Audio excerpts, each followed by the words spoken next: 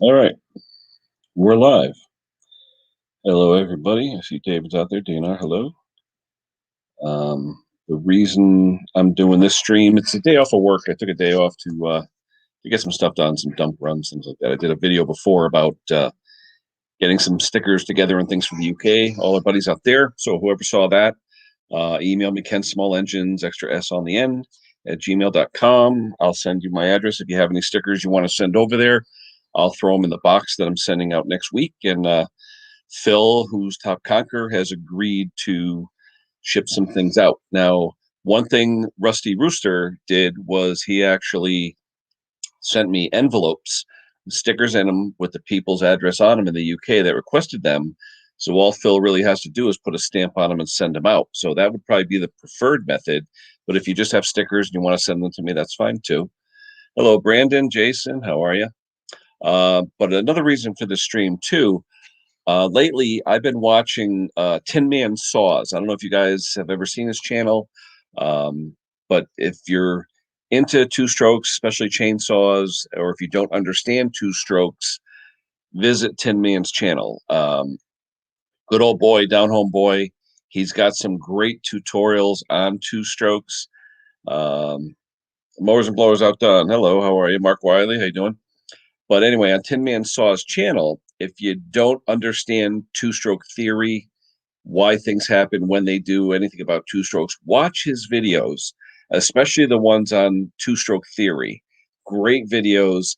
When I started in small engines, 20 years ago, I hated two strokes. And why? I didn't understand them. I really didn't.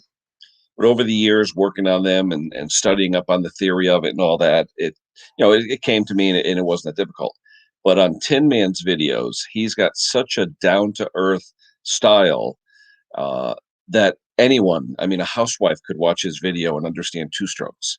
It's just very good. So I put the link in the description down there for Tin Man's channel. Check him out. He's got a lot of subscribers. I think it's over like 11,000, but just great videos about two strokes and saws and how to hop them up and have fun with them. And just check him out. I figured I'd give him a shout out because I really enjoy his channel. And he just a good old boy and great channel. And if you want to know anything about two strokes and all that, Matt Olson too, Dr. Olson down there who just chimed in. Check out Matthew Olson's channel if you're into Huskies, especially.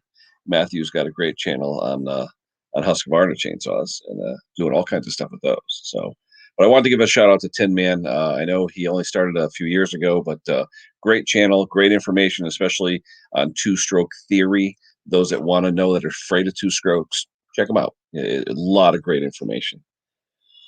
Let me throw the link out there, see if anyone wants to come up and chat. I took the day off to go to the dump, and of course, the weather, well, it's not too bad right now, but it really didn't cooperate this morning. It was raining most of the morning. But we got to go to the dump. We got to get rid of a lot of stuff. So, and I know one thing Matt was saying in his channel this morning, if you do get old chainsaws and equipment and stuff like that, keep the hardware. He was making a comment on like washers and screws. Some of these things are $4 or $5 a piece from the dealer, especially Husqvarna. You get some of the bigger Husqvarna models. One screw for a recall cover, it's like $4. So I know sometimes people buy, just hardware off of eBay. The guy will say chainsaw hardware, and he took apart 10 chainsaws and put it all in a bag and selling it for $20. Well, you know what? Two or three good pieces in there, you paid for it. So interesting. Yeah, Brandon, when I go to the dump, I actually, if there's equipment there, we're not supposed to take equipment from the dump technically, but I know the guys at my dump, and they've known me for years. In fact, one of the guys I went to high school with, grew up with. So if there's something I need, they don't want you to disassemble it there to take something. Just take it. He said, if you throw it back in your truck, they don't care. They don't want you sitting there with tools going crazy and stuff. So take it, bring it back the next week, strip down. They don't care. It's scrap metal anyway, a few screws. While it can help us, the majority of it isn't going to hurt them with scrap costs. Sunny and 75 in Texas. What is it here? I think it's 55 here, if I'm not mistaken. It was 50 something this morning. Whether 50, 59 here in Connecticut, or 59. Yeah, not too bad. But it looks like the sun's trying to come out, but we're supposed to get wicked, wicked wind. My good friend, brother Craig Timmons out in Ohio, He said yesterday he got wicked winds and stuff, 50-mile-an-hour winds. We're supposed to get that tomorrow. It's supposed to cool off a little bit, but get real windy. So all I was expecting is, you know, generator repairs. People are going to be calling me about generators. The mowing season started. The mowing season definitely started. People are dropping off stuff. There's a one mower and one tractor in my driveway from yesterday. I've got about 6 phone calls I have to answer and all that stuff. Hey, there's Rich. What's going on, Rich? Hey Ken, what's up? Same old, same old. Not too bad. How's things up in Michigan? Oh, it's a little overcast today, so working inside the garage. There you go. Oh, what do you got there? A little home light. Is that tiller or thrower? What is that? Little Tiller? rototiller. Yep. Oh, okay. Two stroke. Yeah, a little two-stroke. You're just talking about some two-stroke, so I'll go check out his channel. Oh yeah, Tinman. I left the link in there, and I'll be honest with you, Rich. When I started this stuff 20 some odd years ago, two strokes scared the hell out of me because I didn't really understand how they really worked in the theory and all that. But one thing, and another good channel, and everybody knows the chainsaw guy, the original chainsaw guy, Rich, out in Oregon. Okay, the chainsaw guy, he calls himself. One thing he taught me years and years ago on YouTube, I saw it was the first thing you do when you get a piece of equipment that doesn't start, it doesn't run right, pull the muffler. First thing you do, pull the muffler. If you see the scoring and all that, hey, game's over, or at least you know what's going on. So, oh, you're locked up, Rich. You got good Wi-Fi out there. It looks like you're locked up. You may want to just hit regen or something. Try and do it again. Hey, Simone, how are you? Oh, we lost him. He'll be back, I'm sure. Hello, Simone. Hello, Roger. Yeah, Friday. Like I said, I usually get every other Friday off. The way that it works at my company. But I wanted to do a dump run. I wanted to get some stuff done. Like I said, the weather didn't cooperate. It was all rainy and foggy. Here's Rich back. Hold on. Boom. Oh, you're I back. don't know. I don't know if it's my internet or what. Something going on. Yeah, no, I'm directly online with the Ethernet cable, so hopefully it's Yeah, not me. But sorry, no, my phone. Yeah, I was I'm just saying on my phone. chainsaw guy Rich out in Oregon, he taught me, pull the muffler, always pull the muffler because you see the scoring or the seized rings or the stuck rings, you have a problem. But so many people bring me two strokes that they either get at the dump or they just haven't maintained them or they lend them to a friend and they throw straight gas in, and that's usually 90% of the problems you have with them, and it's as a small engine mechanic, we get frustrated when we can't fix something, so you're working on it. And I remember when I first started with two strokes, I'd replace fuel lines and this and this and this. And I wasn't really saying, well, does it really have enough compression? What is enough compression to start? And some people say, oh, 60, 80 pounds, it should be able to start. And some people say 90 or 100 or whatever. But then you look in the cylinder and you see, okay, wait a minute, there's aluminum on the ring and it's pushed into the piston. So you're losing most of your compression. So now I've got the gauges, I got the tools, I got the Mighty Vac. So I can play with it. Right. Well, this one needs What's a that gas one? line. Oh, just a gas line? That's not too bad. Well, and I mean, when I get the video up, man, this thing was filthy. So I don't What know. engine is on that, Rich? Is it a Tecumseh two-stroke or what kind of two-stroke? Yeah, I don't know. 30 cc's. I just cleaned it up. I just Mm-hmm. got done spraying it off, cleaning it up. Yeah. Because I know now, I think Home Light is part of Ryobi, if I'm not mistaken. The newer Home Lights. Does it say Charlotte, North Carolina on it, or is it the Made in China one? Probably the Made in China one. I don't see anything. There's a tag right here. Yeah, some of them had Tecumsehs made in Italy. Tecumseh had a division in Italy that made their two strokes. Is it just a standard like a Zama or Walbro Cube carburetor on it? Oh, yeah, I can't see it too well.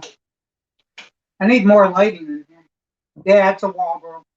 Yeah. Well, hopefully, put the thing on, make sure the fuel filter's good and you're sucking fuel and all that. Did you drain the tank? Yeah, there wasn't anything in it. Yeah, I never trust what comes in the tank from a customer. Never. Right, I found that out with a snowblower. The guy Yep. said, "Oh, I was trying to start it, right?" And Hmm? the, the gas was either old or he poured like a whole bottle of oil in it, in the Oh, gas. yep, It yep. was pitch black. Couldn't even see through it. I have people that think what you call Stabil is a restorer.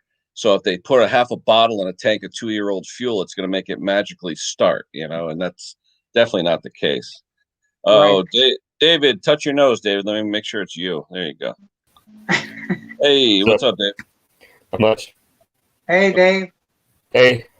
But yeah, I just figured a midday, I'm home. I'll do a little bit of a stream because I think today's Friday, so that means Snobby Scrap Picker's going on. But the thing is, the clock change, they're doing it in the UK this weekend. So we did it 2 weeks ago or whatever, 3 weeks ago. They're doing it this weekend, I think Saturday night. So right now, UK normally is 5 hours ahead of us. Normally it's about 6 o'clock their time, but now it's only 5 o'clock their time because the clocks are changing this weekend. Hey, Nikki Walsh, Ireland. Hello. But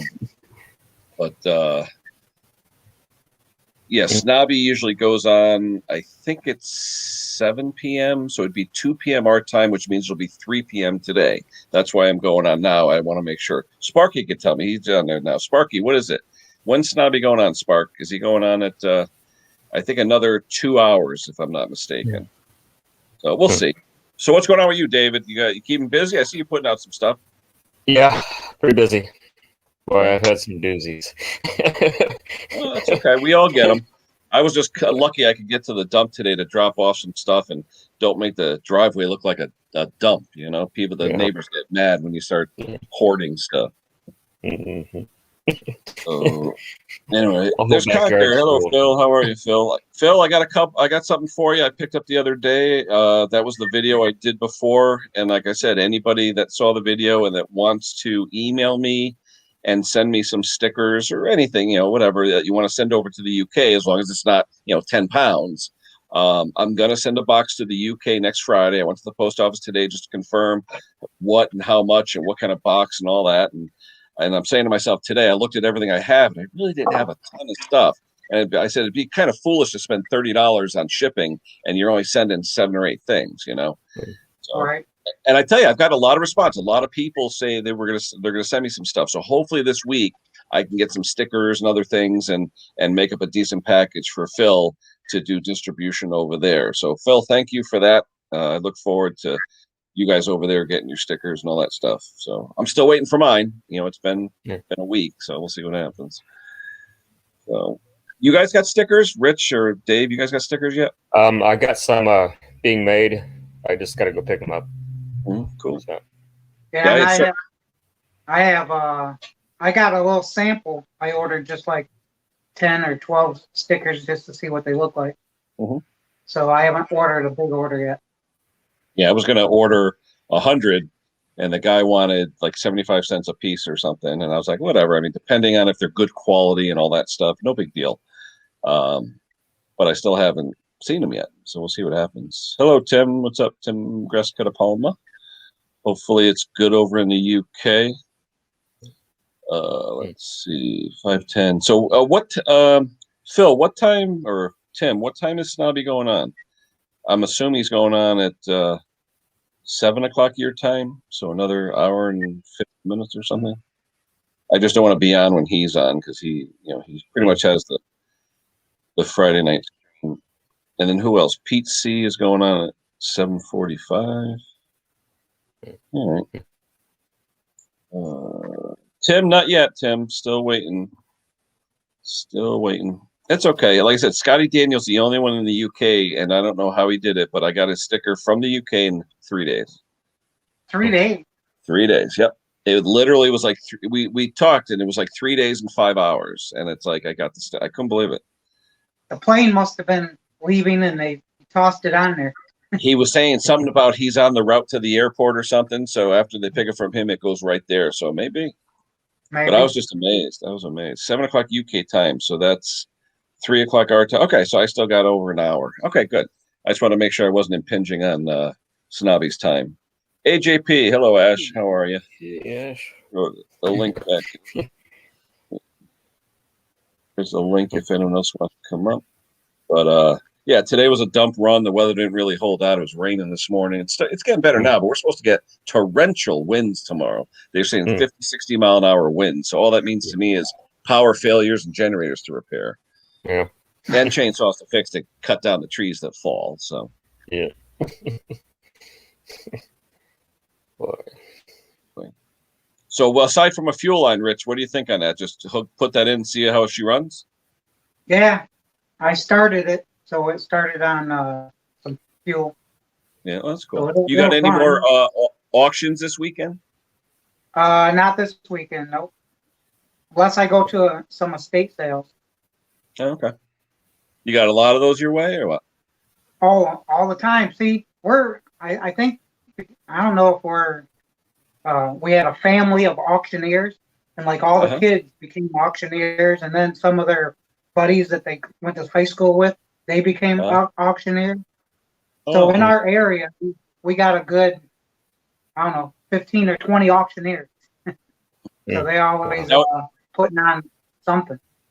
The area you're in, though, are a lot of big houses that people are leaving, or because when I hear of like estate auctions and things like that, I think of bigger places, or is it just more like people getting rid of stuff? Both, so family members, pass away, unfortunately. Yep. And then, the kids come in there, they got bills, they got money, and they just sell everything. So, the one or two of the auctioneers that I know personally went to high school with, they'll go in there, they'll call them up and say, hey, we'll come out to your house, and they'll just auction everything in the house off. Oh, wow. So that's exactly what they do. Yeah, around here, I don't know if you guys, we call it tag sales around here, where you take all the stuff you don't want, you put it on the front yard with a tag with a price on it, and hopefully by the end of the day, it's all gone. Oh, yeah. That's what we call them, tag sales. You put a tag on it with a price, and that's it. So where do you put the money or whatever? You just... No, I'm saying normally you're sitting there with a glass of lemonade at a little table, and like a yard sale. There's a yard sale, garage sale. We call it tag sale. We put everything out in the front yard or the driveway with tag, and usually you post a note on the telephone pole for 2 or 3 blocks around your neighborhood, right. Tag sale with your address, and people show up. People just drive around looking for the sign that says tag sale or estate sale, whatever, and boom, they just show up, and you'd be amazed. The only thing I don't like about it is you don't want a lot of people rummaging through your stuff. You know what I mean? And a lot of times, especially me, I try and keep my garage door closed because I don't want people knowing what I have, because you never know. You know what I mean? You never know. Last night, my wife says, "Oh, it looked like someone was looking at your truck last night." I had my park, instead of in the driveway, I had the trailer hooked up, so I had it parked in the street. She goes, "Oh, someone stopped and was looking at your truck." What it was, one of my customers dropped a chainsaw in the back of the bed of my truck. So this morning, I get up to go to the dump, and I pull the bed, the tailgate, and I go, "Oh, shoot. That's what it was. It was one of my customers dropping something off." So she thought someone was trying to either steal something or do something. No, it was one of my customers, So, because usually with me, there's Mick. Hello, Mick. Usually with me, my customers will drop stuff off in my driveway, leave a note and a phone number, and say, "Call me when it's done." I don't advertise. It's the way it's been around here for 20 years. They just know that I fix stuff, and they either stop by and drop it off, or just drop it off when I'm at work, and I come home and what's for dinner, and there it is. That's all. Right. So, who else is here? We got Mick, Tim, Colin. Oh yeah, Mick. I figured I'd go on a little before Snobby. I'm home today. Did the dump run and did some stuff, and the weather didn't hold out, so I figured till the weather gets a little brighter, I'd come in and do a little work. But I did, like I said in the beginning, guys, I wanted to promote Tinman Saws. I don't know if you saw it, David. Great channel. Yeah. I don't even know where he's from. He sounds like he's from Canada. I don't know if he is or not.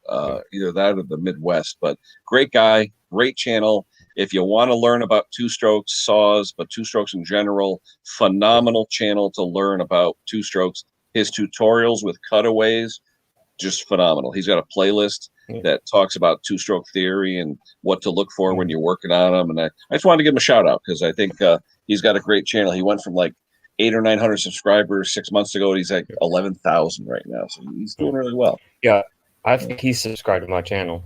Yeah, he said he knew who I was. He had emailed me but I think he also got involved with Iron Horse and Buck and Billy Ray, I believe. So he was mentioning them. So I think once you associate with Iron Horse and Buck and Billy, the people just flock to you because they know if you're in good company.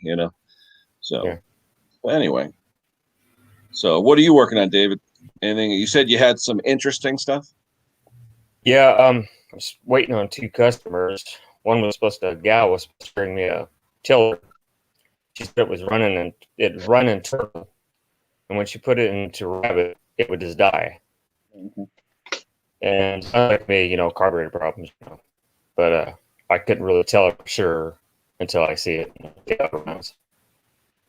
Now, there's a person on here, Be Happy, hello, welcome, asking, is parting out older machines like chainsaws to sell parts on eBay worth the trouble of just selling entire units locally? It depends on the saw.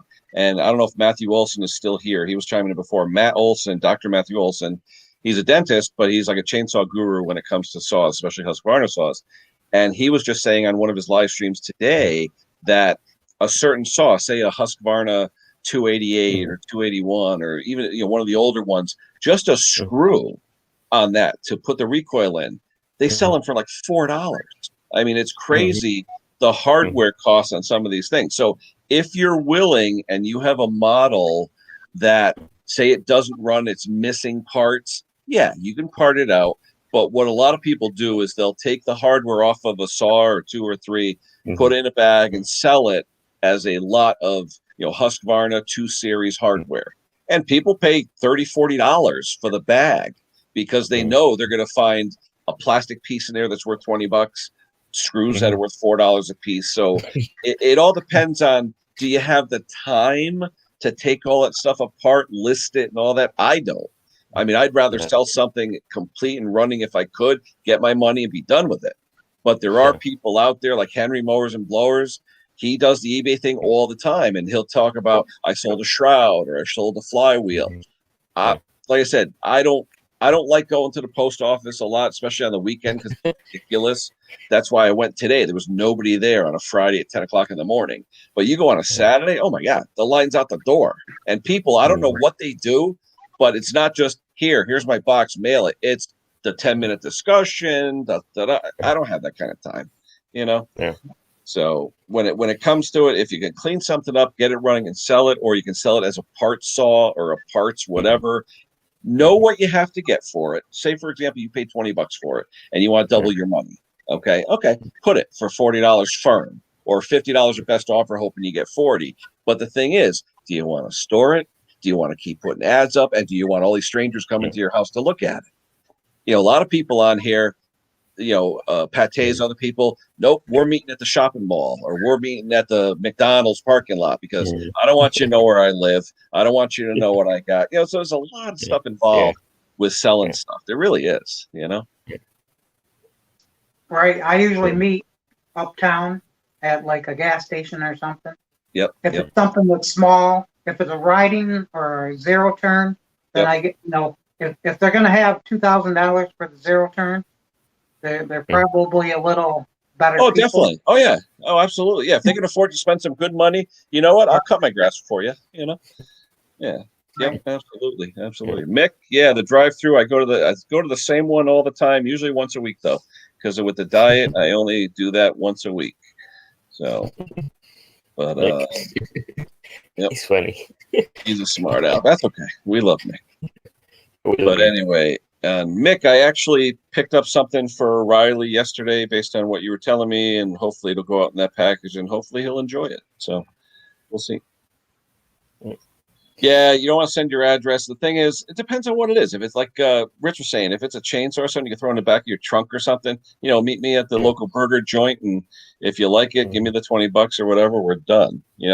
I mean, Henry and Jason, they film meeting people in the parking lots and the negotiation and all that stuff. And it's amazing how you put 50 firm, the guy says yes, you agree on a time, you get there and he starts negotiating and you're like, whoa, what does firm mean? I had one guy come to pick up a snowblower. It was $175. Okay. I had reduced it from like $250 to like $175. So he gets there. He goes, here, count the money. I said, it's 170 yours. 170, 175. What's the difference? I said, okay, 175. I said to him, 175, 180. What's the difference? Give me another, give me another $10 bill. And he looked at me. I was like, no, seriously. I said, if $5 going down is no problem, $5 going up is no problem. So, give me the 5 instead of me giving you the 5. Crazy. Some crazy people out there. Oh, I'm telling you. And don't give it away either. If you're selling something, look on eBay and Craigslist, see what stuff is worth. I mean, if it's just something that's junk and it didn't cost you anything and you want to get rid of it, get rid of it. I mean, I've done things where I didn't pay anything for it. Someone actually gave me something. If I'm making $20, $30 and someone could take advantage of it, go ahead. I don't care. I get this Hello, one, Kevin. How are you? Last weekend, I think it was last Saturday. It was last Saturday, the Saturday before. I went to a buddy of mine's place. I got 3 snowblowers, and I didn't pay a lot of money. And it literally was on my trailer for an hour. These 3 snowblowers, and a good friend of mine stops by, and he goes, "What are you doing with those?" And I was like, "I'm probably just going to get rid of them." I said, "Why?" And he goes, "How much you want?" And I told him, and he's like, "Okay, done." I said, "What do you mean done?" He goes, "I'll buy it." And so, literally on the trailer for less than an hour, and sold them to a friend. I did all right. He did very well because, hey, Kevin, he did very well because with what was on that trailer, he could triple what I sold to him for. But you know what? I almost doubled my money. I didn't. Wow. Right. Yeah. But then again, I'm not asking $400 for a snowblower. I'll ask 150 or 200. Half of nothing is nothing. That's it. Yeah. Like literally, I drove 6 miles. It was in front of my house. He comes by and he says, "I'll give you, this much, no problem." In fact, he gave me more than I wanted. I'm like, okay. So no big deal. Hey, Phil. Phil's around too. How's it going? Oh, Hey, Colin. What's it doing there, Kevin? You got any rain or anything, or the wind, or what? Sunny, cloudy combination, windy, and about 70 degrees. Oh, wow. It's only like 59 here. But they're saying tomorrow warm, but wicked wind. Yeah. My buddy in Ohio said he had 60-mile-an-hour winds yesterday. Correction. Oh, wow. 75. 75. 75. But it's gotten quite windy. Yeah, it's only still 59. Still chilly. Well, not chilly. 59 is good. They said today max 5 p.m. 70 degrees. So we'll see. Rich, are we going to hear that thing fire before I end this stream or what? Put some starting fluid in it. If Rusty Rooster's not listening. What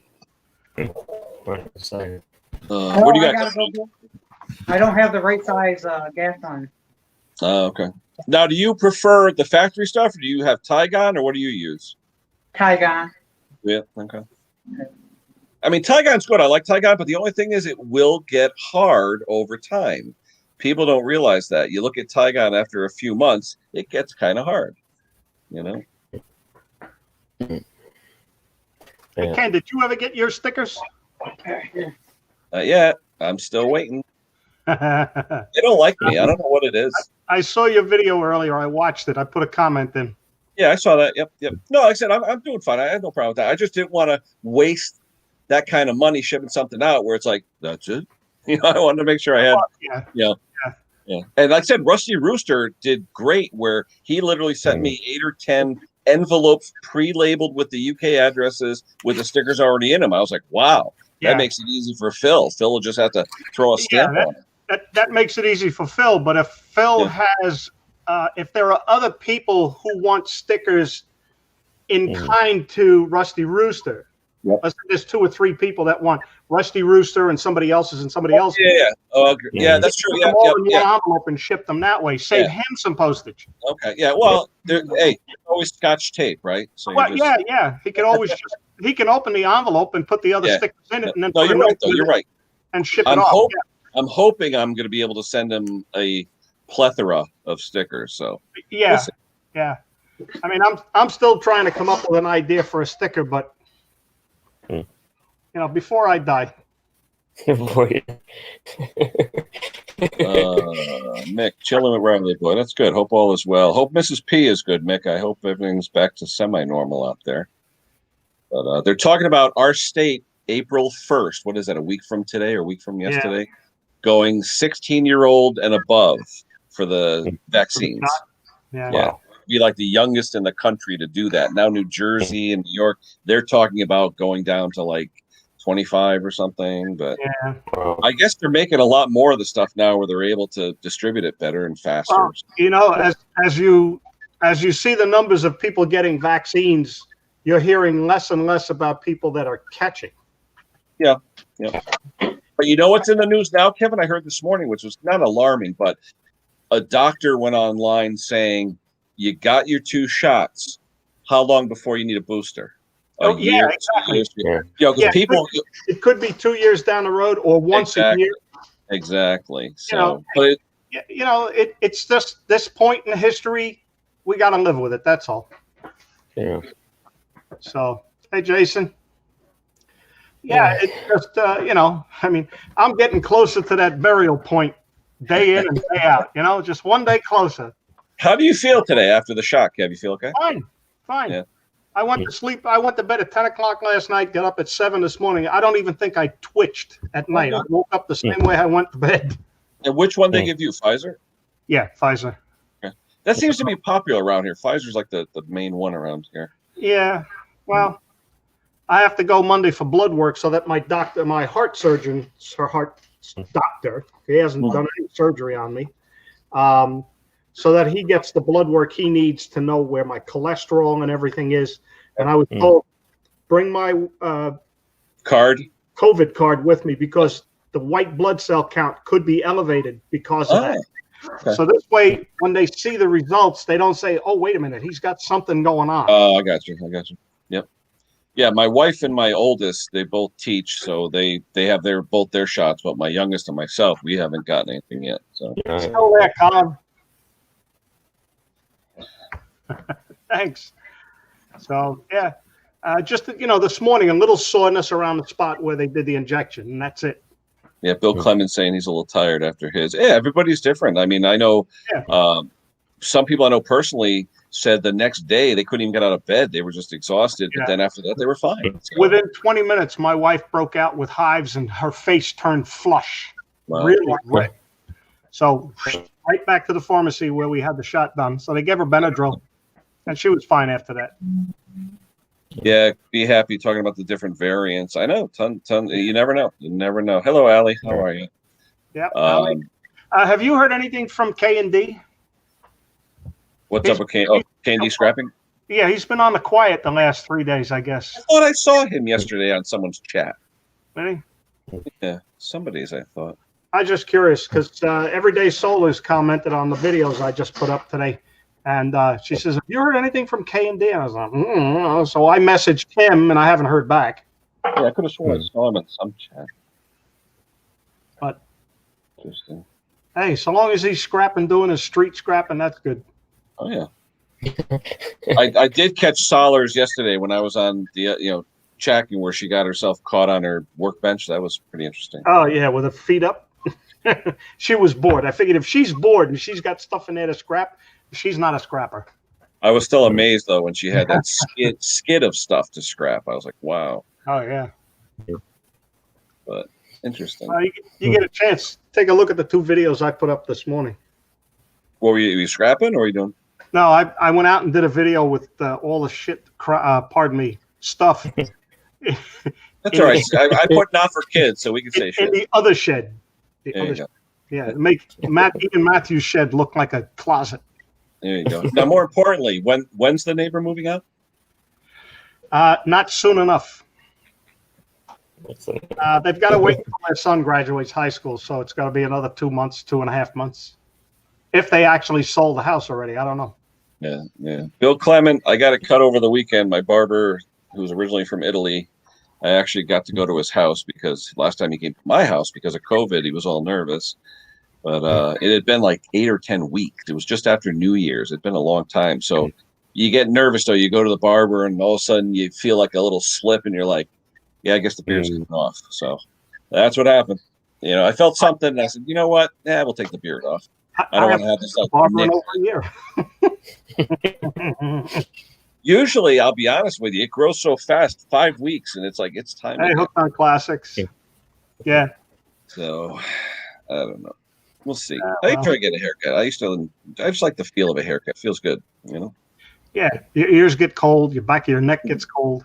But he's got a straight razor, scares the hell out of him. He takes it out, sharpens it up, like the barber of Seville, you know. And he's like real quick with it too, and it's like there's a fella. My son and I took this trip in 2012. We took the motorcycles, went cross country, and Seligman, Arizona, Route 66. There's Angel and Virma's store.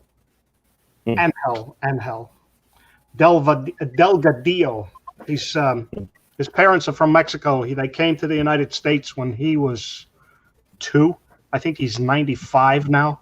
oh wow, Yeah, he still cuts hair, oh wow.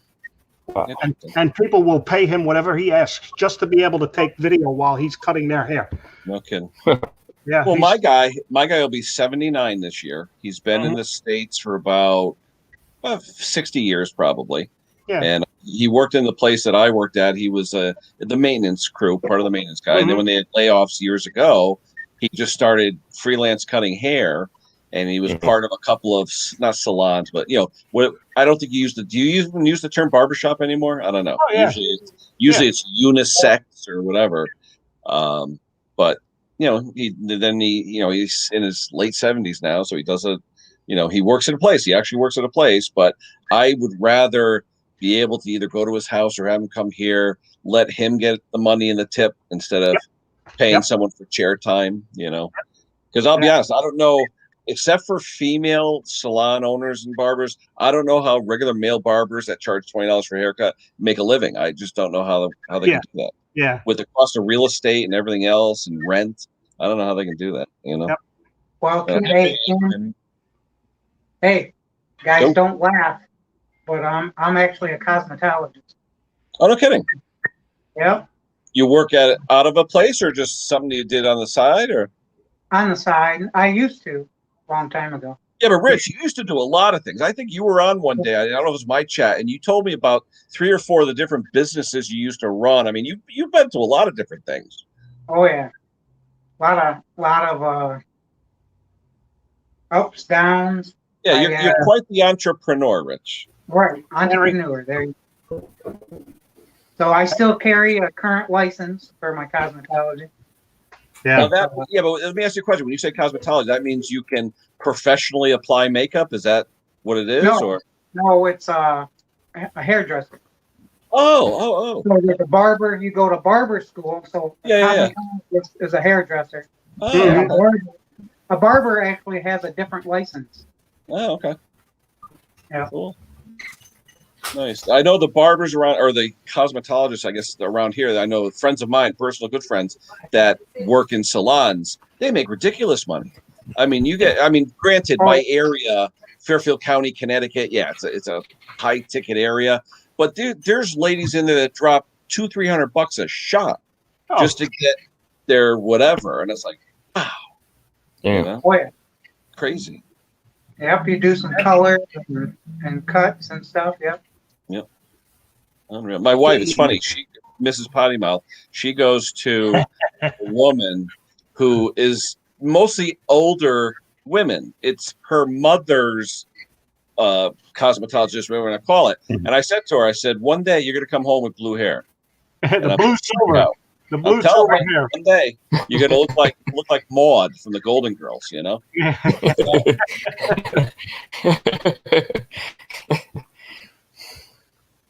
Oh, I love it. I take the day off of work, and who texts me all day long? Work. Shut the phone off. Hey, Steve. Who else we got here? The link's out there. I figured maybe Henry'd come up.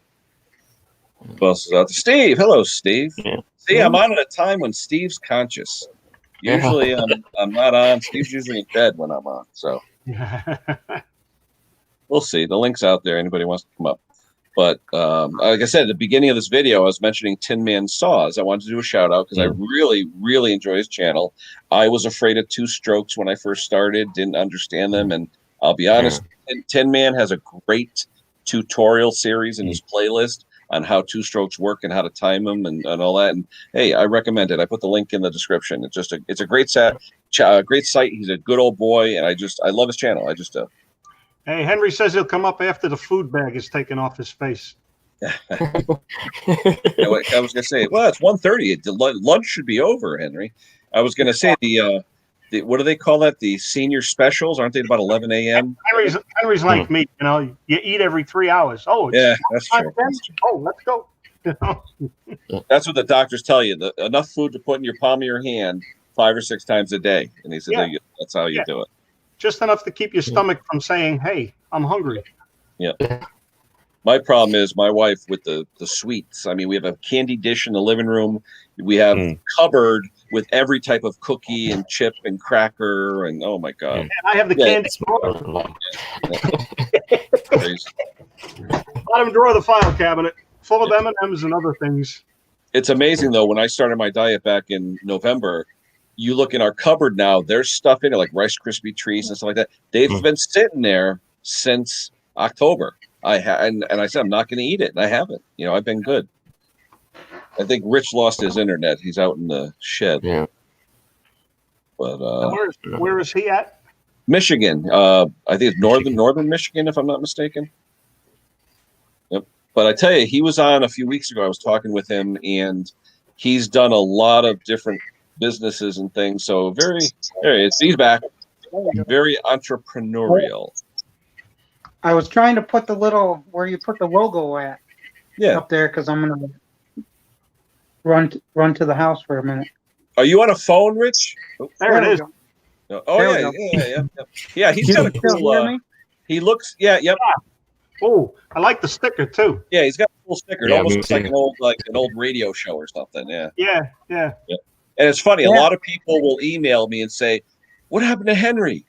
You know, and I go, "What do you mean?" He goes, "Well, he's not Asian anymore." I go, "That's not Henry." He's not Asian anymore. Well, you see the outdoors. I go, "No, that's not him." So yeah. He turned into an older average white guy. How's that? You know? Right. No. Hey, Kevin, if you need help with your sticker, I'm a graphic designer. So. Well, the one that I have here was actually designed by Scotty Daniel over there in the UK. He was playing on one of those things. But all I'm saying, Rich, do you have a good source of decals, though? Just like you guys, the Sticker Mule or... Yeah. Hey, can I get one of your stickers? Put it under my collection. Oh, yeah. Yeah, put it in the private... I haven't got a big batch printed out yet. I just got my samples a little bit ago. I'll go... When I'm in the house, I'll grab one and bring it out. There you go. I tell you, a very intricate sticker too, Rich. Yeah. I'm trying to come up with something out of the ordinary. You know, I mean, Everyday Soldiers has got that huge sticker, which it's nice. That's nice, but I don't want to be the one that like smacks everybody in the face. You know, I just wanted to know. Okay, that's kind of subtle, but yet it's prominent. You know. Oh, I guess the feedback's done. Here's Henry. Oh, come on, Henry. I can't see you yet. It's just white. No picture yet. He's in the basement, but I don't see him. Unless it's a troll. Oh, there he is. Henry, give me a little wave, Henry, just to make sure. So, Ken, this one would be good. And don't. Just put the word "don't" underneath it. It's like, you don't want to know. That one, I'll be honest with you, you look like Cindy Lou Who from the Grinch movies. I'm telling you. There you go. There's the other one. Oh, we had Henry, and he just disappeared. I just went to go put him up, and he disappeared. He bailed on you, huh? Come on back, Henry. No, he was there. I clicked add to the stream, and it disappeared. Huh. He'll be back. But I'm still waiting to get my package from Mr. Briggs. Scott was supposedly he printed out a T-shirt with my logo on it and one with his dog. So he was going to send that over to me. Yeah. But he printed a red T-shirt with a black Ken Small Engine logo. Oh. Well, if the white is on the logo, then the red image will show up, like you have on your green screen right now. Mm-hmm. I gotta downsize my logo so I can get the whole thing in on the green screen. This is the free green screen you get with the StreamYard, so it's kind of chintzy. Yeah, it's all about the lighting. They say you have to backlight the green screen so it's a fully backlit panel. Yeah. So DNR, where are you located? I'm in Kansas. Kansas. Yep. You're in the flatland. Dorothy Slippers. Dorothy and Toto. Yep. Yeah, Toto. Yep. Yeah. That's the only thing we're known for around here. Yeah. Yeah. Well, I tell you though, you could see for miles and miles and miles, right? Kansas is like the flatland. Yeah, it's just flat, man. It's just cornfields, wheat fields. Yeah. Nebraska. Yeah. Nebraska's got more of it. It's like you come here to Connecticut, Kevin, there's an exit, every 800 feet, there's an exit on the highway. You go out there, it's an exit every 35 miles. If 35 miles. Yeah, yeah. You go up to Canada, you don't get exits, period. You start at one end and you don't stop till you get to the other end. They tell you to gas up now, no gas for 380 miles. And you're like, my car wouldn't even go 380 miles on a tank. Yeah. So... Yeah, today $3 a gallon, so we're officially getting ripped off. It tapped $3, huh? Hey, Tim. Yep, $3. I'm gonna go down to the office. I'm sure it's not going to be long behind you. Well, I was talking to a buddy of mine down in Greenwich. He said premium down there is $4.75. Yeah. Holy crap! That's crazy. Expensive around here. Yep, diesel's $3 as well, which is weird seeing gas and diesel at the same rate. And home heating oil here is around $2.10, $2.15. Yeah. Yeah. Oh, Henry's back, I think.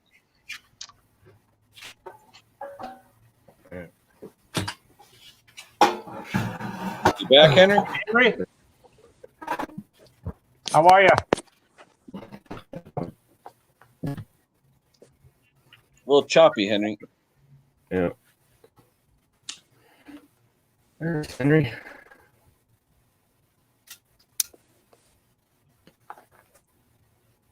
He's sort of like a mannequin, choppy. Yeah.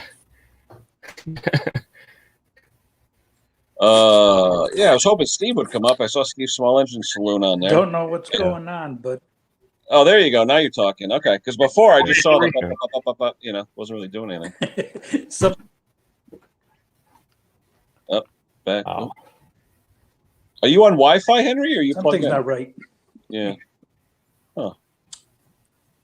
There's the link again if Steve wants to come up, or anybody really. I'm going to go on my phone. This thing's not working right. Okay. Yeah, our cable company just was bought out by Optimum. Okay. And, my wife and I have what they call the triple play, internet, phone, and cable. And they're switching us. Our phone system is just being switched over. So it's like you have to put in a new password, new messages, and everything else on your phone. So that's like, yeah, okay, give me a break. And then you get all that crap squared away, and they'll charge you $20 more a month. Well, I just got my updated cell bill. We just changed cell plans a week ago Saturday. Mm-hmm. And normally for four of us, my two daughters, my wife and myself, it's about $160, $170 a month, my old plan would suck. So now unlimited, AT&T's telling me the basic plan, unlimited, because it's like 7 years later, is $125, the four of us, plus taxes, fees. You know how much taxes and fees are? Yeah, $65, $70 more. Yeah, the bill was $190, and I'm like, yeah, $65 in fees. I'm like, my God. Yeah, Yeah. you got a 911 fee. You've got an emergency phone fee. You've got an internet phone fee. Give me a break. The only thing now is at least it's unlimited, so I could do what I want with it. And because before my kids were racking up a $15 charge the last 2 or 3 days of every cycle. Yeah, Crazy. Each gig they'd hit you for a flat charge. Oh, $15 or portion of a gig. Yeah. Now I've got 50 unlimited, but it says when you hit 50, it slows down a little bit or something. Yeah, they can slow your speed down. Yeah, but my kid said we're never going to hit 50 gigs. So it's like, okay. Not in the first 2 months anyway. Yeah. So, but one of my kids does gaming and stuff, so that it'll probably react. We'll see.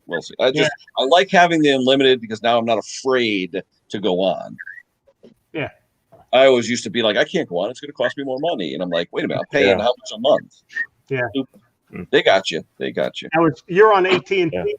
Yeah, unfortunately, and all my 2 kids and my wife had bought their own phones like within the last year. Yeah. AT&T, you can't swap that out with any other brand. The phone. So I was stuck. I was going to go Verizon or another one. I couldn't do it. Yeah. So. Yeah, we have Verizon. I mean, we've been on Verizon since 1992. Okay. So yeah, we've had this one since probably about 95, I think, something like that. Yeah. But we got rid of the landline. I'm so amazed. We got rid of the landline about 2-3 months ago. We were paying $60 a month for a landline to have my mother-in-law call my wife once a day. I'm like, come on, stupid. You only have a landline for all those people to call you so you can donate. There you go. But someone was telling me the only reason to have a landline, though, is because of power failures and everything else, and 911 and all that. I said, you know what? When my time's up, it's up. I'm not going to let a phone drive my life. No way. I got a phone call yesterday on the business phone, and it's amazing. You get all these calls, and they're all Indian, Pakistani. Yeah. Okay, you can tell. And the guy says, "Hello, my name is Kevin."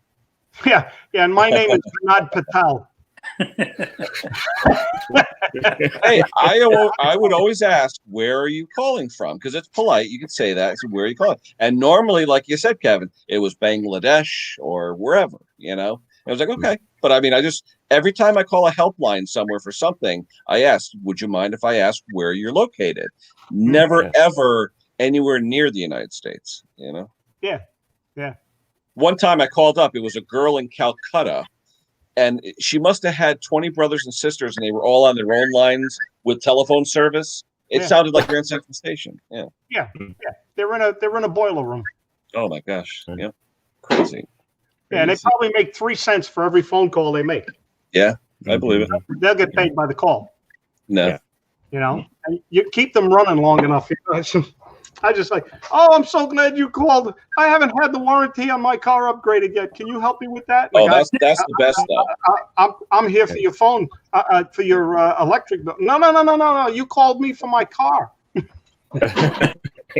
They called me the other day on that for the warranty. So I picked up and I said, oh, definitely. I want to do that. Which car are you interested in? And they're like, well, which car do you want to do? I said, well, you pick. You tell me which one. I said, you're calling me. You must know everything about my cars. And they're like, goodbye. Click.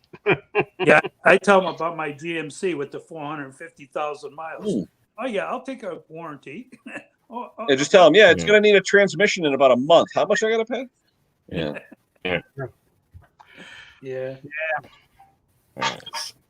Crazy. I don't know if you guys can see that. Oh, that's nice. Let me zoom in. Wait a minute. I'll zoom in on it. Oh, that's pretty cool. Yeah, I like that. I cut it.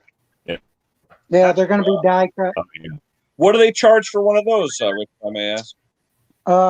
Well, I paid $10 and I got maybe about 20 different samples. Oh, wow. Wow. Who was that through, Rich? Who was that through? Which company? Just some guy I found on the internet. Really? Yeah. Well, that's pretty cool. Now, you designed that, Rich? Paper or vinyl? Yeah, this is vinyl. Nice. Vinyl. Yeah, it's quality. It almost reminds me of the old bloopers show, Yeah. Yeah. Like TV's greatest bloopers or something. Yeah. That is cool. Trying to find my camera. There it is. You better not change your hairstyle or anything though, and the sticker's gonna No, be out. I've lost.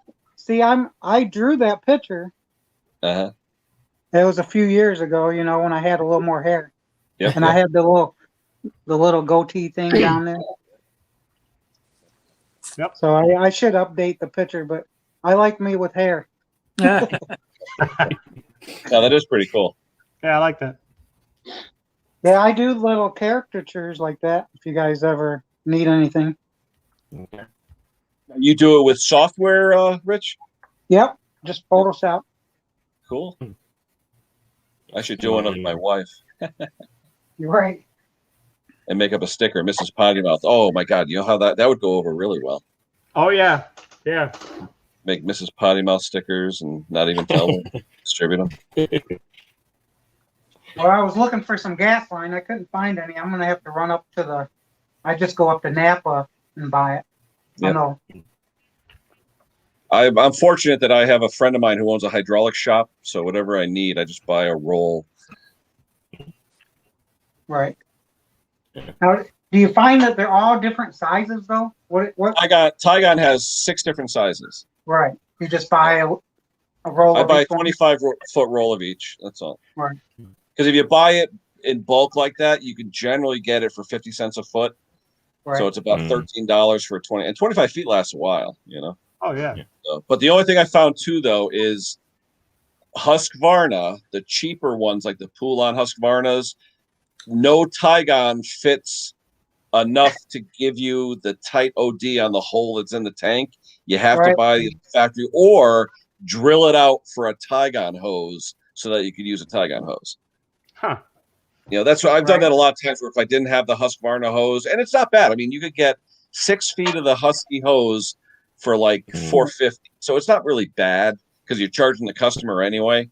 But the problem is the OD of the Husqvarna hose on the cheaper ones, if it's not a nice tight fit into the fuel tank, you're sawing, you get fuel all over the place. So I'll usually drill it out with a drill bit, next size up, and let it pull. That's the closest size I have. Yeah, it's pretty Ooh, the thing. it's way too big. Yeah. I don't like that yellow stuff. So you would drill out the gas tank and fit that in there? If that's all you have, and and you're in a pinch or something, yeah, you take a drill bit that's a 1/16 of an inch smaller than that, or a little bit smaller, so you get the crush. So when you pull it through, you get the seal. Right. But you know what I do? I test it I have a coffee can lid. All right, that I have on top of one. I have a lid full of say nuts and bolts with coffee with a lid on top, plastic lid. I drill a test hole in that. I pull the fuel line through it, and I make sure it's sealed. And if I know it's sealed in a piece of plastic, I know it's okay to drill that size. Yeah. Okay. Template. Well, I never drilled one out yet. I just buy the right one. Yeah, normally the main thing on hoses is to make sure you get the right ID because you have those real thin nipples versus the thicker ones on the Walbro and the Zama carburetors. Right. You know, how many times you get a carburetor and it's leaking fuel? It's because the fuel line is just barely on there. Yeah. Yeah. Yeah. Try to put a clamp on it. Oh yeah. Hey, I've done zip ties in a pinch. The problem is a lot of those saws, there's no end of a nipple, if you will. It's just straight. Yeah. So you really aren't pinching it. There's no ridge on it. Yeah, exactly. Or a bread tie. Yep. Oh yeah. Yep. No, I mean in a pinch though, I'll be honest, Henry, wire. Yeah. Just regular copper, little strand of copper wire or something, twist it on. Twisty. You use a bread pack twisty. Little thin though. I use a little bit thicker. Yeah. Yep. No, but I've done that in a pinch, a little like 16 or 18 gauge wire, a 2-inch piece, and just ding, ding, ding, and it seems to work. Yep. Oh boy, oh boy. Well, the weather gonna break tonight and be nice tomorrow, or what? Well, I don't know. They said that massive wind's coming, Henry. We're gonna get 60-mile-an-hour winds tomorrow. That's what they said. It's supposed to be raining and cloudy and yuck here, but it's 75 degrees windy, but the sun and clouds combined. It's 60. Oh, but this morning it was like, ugh. Yeah. Yeah, I go see my dad. He's 95 years old. I got to dust him off once in a while, you know. That's why I eat my lunch late when I get home, you know, from I'm there at 8 o'clock until noon, you know. Is he local to you, Henry? Pardon me? Is he local to you? Yeah, he's about 20 miles away. Oh, that's not bad. Yeah. Uh, All right. Well, I'm going to go off to the post office. I'm sending off a package to Dumpster Jerry. oh, there you go. Oh, keys? Doing keys? Yeah. There you go. Yeah, anybody that doesn't know, Dumpster Jerry collects brass keys. Yeah. He melts them, right? He uses them to melt and stuff, or what? I don't know if he melts them down, but I got my package ready for him, and I filled the void with some candies for him and the kids. Oh, okay, cool. Now, where'd you get his address from? You get his address from Snubby? Oh, hold on. Let me zoom in. Wait a minute. Yeah, because if anyone sees that, anyone who has brass keys, send it to him at that address, because I don't know what he does with them, but I know he collects them. So anyone who has brass keys, send that off. Yeah, that's cool. We got it. Got it? You got it. Thanks. I'll send him about a pound of them. Yeah, I wasn't going to send them to Snobby. That's too much. Well, give them to Ken. He's sending a package over to Phil. Phil can send them down to Snobby. Snobby can send them over to Jerry. Put it this way, the keys and all the stuff I have. In fact, I have a bunch of brass. I actually have a bunch of brass from old bushings I have and stuff like that. And it would cost me $100 to ship it. Right. Hey, Bruce, what's going on, buddy? Hey, Bruce. Hey. Yeah.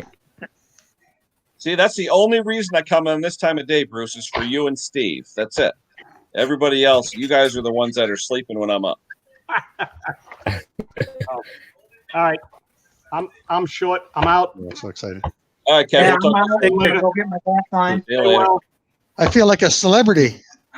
You are. What do you mean? Feel you are. Oh. Hey, the guy I was talking about, Bruce, is he from up your way? This Tinman Saws? Ooh. Tinman? I got to get rid of the YouTube. Nope. I've been watching this guy. Tinman Saws, a really, really knowledgeable two-stroke saw guy, and I'm trying to promote his channel a little bit. Not that he needs it. He's got like 11,000 subscribers, but I just enjoyed his explanation of two-stroke theory with a cutaway and all that. And he's just a good old boy, and I wanted to promote him, but I don't even know where he's from. I don't know if he's Canada or Midwest or, I think he says A and stuff, so I'm assuming he's from your side of the country. Well, Hey. sometimes the American Northerners say A, and they use the word pop instead of soda. Yep, he's got a big spread, so I'm assuming he's somewhere up in the plains or somewhere up that way. Mm-hmm. So, Where the trees don't grow. well, he's talking about one of his videos, yotes, like instead of coyotes, yotes they call them. Yeah. Well, I think that's a U.S. kind of a thing. Okay, he was talking about how the wolves and the yotes bred together. Oh, And yes. he's showing some dens and things like that on his property. So it's pretty interesting. So I'm assuming maybe the Dakotas or Montana or something, because you're above Montana, right? Yeah. Yeah. So I figured that maybe up your way. Who knows? Who knows? We're at the end of the world. We sit on the border, look into the states. But so what's new with you, Bruce? Anything? Well, I'm sorry I was late for your live stream. I never even checked my notifications. I had quite a few Spur comments. of the moment, Bruce. Spur of the moment. I know, yeah. I plan on being more spontaneous. Well, normally I have every other Friday off from work. So if this time works for people, It especially does, you, Steve, and other people, I don't want to wake people up in the morning or whatever, but Yeah. No, I did the comments on the fuel pump for the Kohler. Yep. And that took about the an hour. retaining ring. How long did it take you to figure out what that retaining ring was for?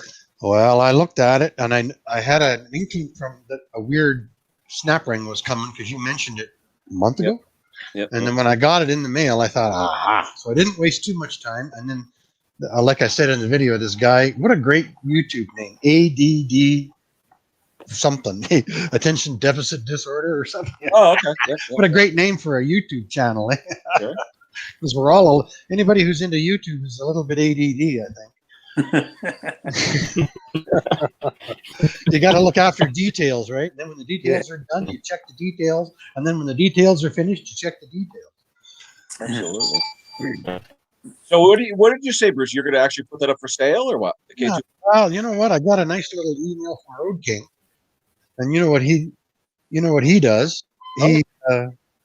He paints everything and puts them on nice wooden panels and pedestals. Oh yeah. I think I'm going to paint it. I've got no reason to, I'm not in a rush to sell it. Are you going to be like Road King though, with 12 coats of Bondo and this and that? I mean, he goes nuts. He's a former body man. He's a body man. But by God, they sure look nice when he's done. Oh, hey, I fell in love with Road King's channel when he did the 4-cylinder Briggs. The 4-cylinder Briggs with a welded 4 crankshafts welded together that didn't snap.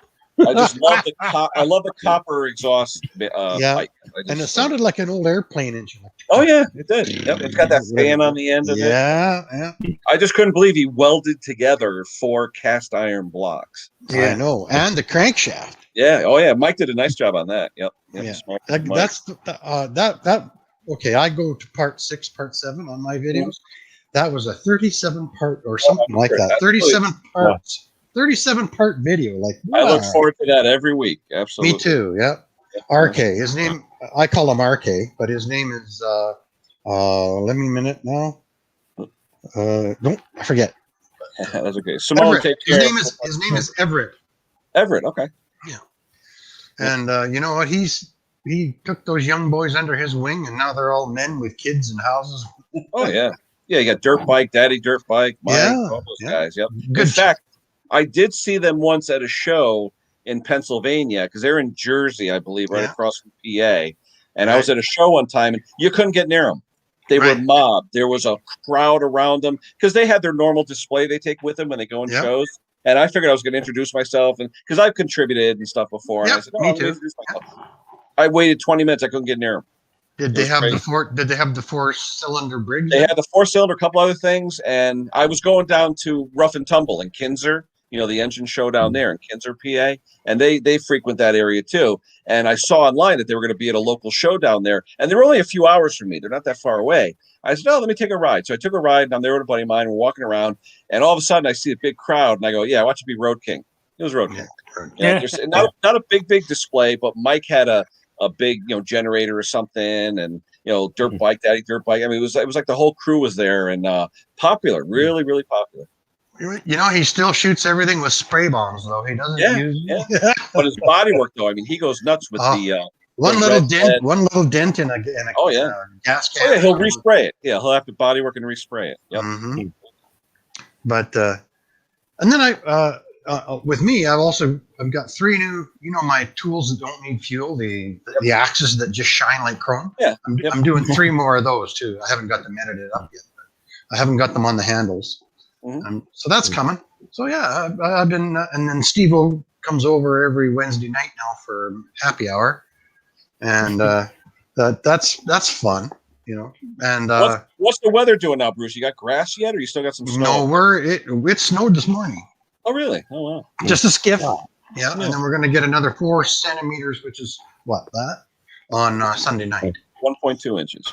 Yeah. So we are, we're in the middle of the season. It could be plus 17 one day, and it could be minus 5 the next. But you said spring's coming early though this year, correct? Yeah. Well, we came home from Mexico a year ago now on that rescue flight, and we had 2.5 feet of snow in the yard. Wow.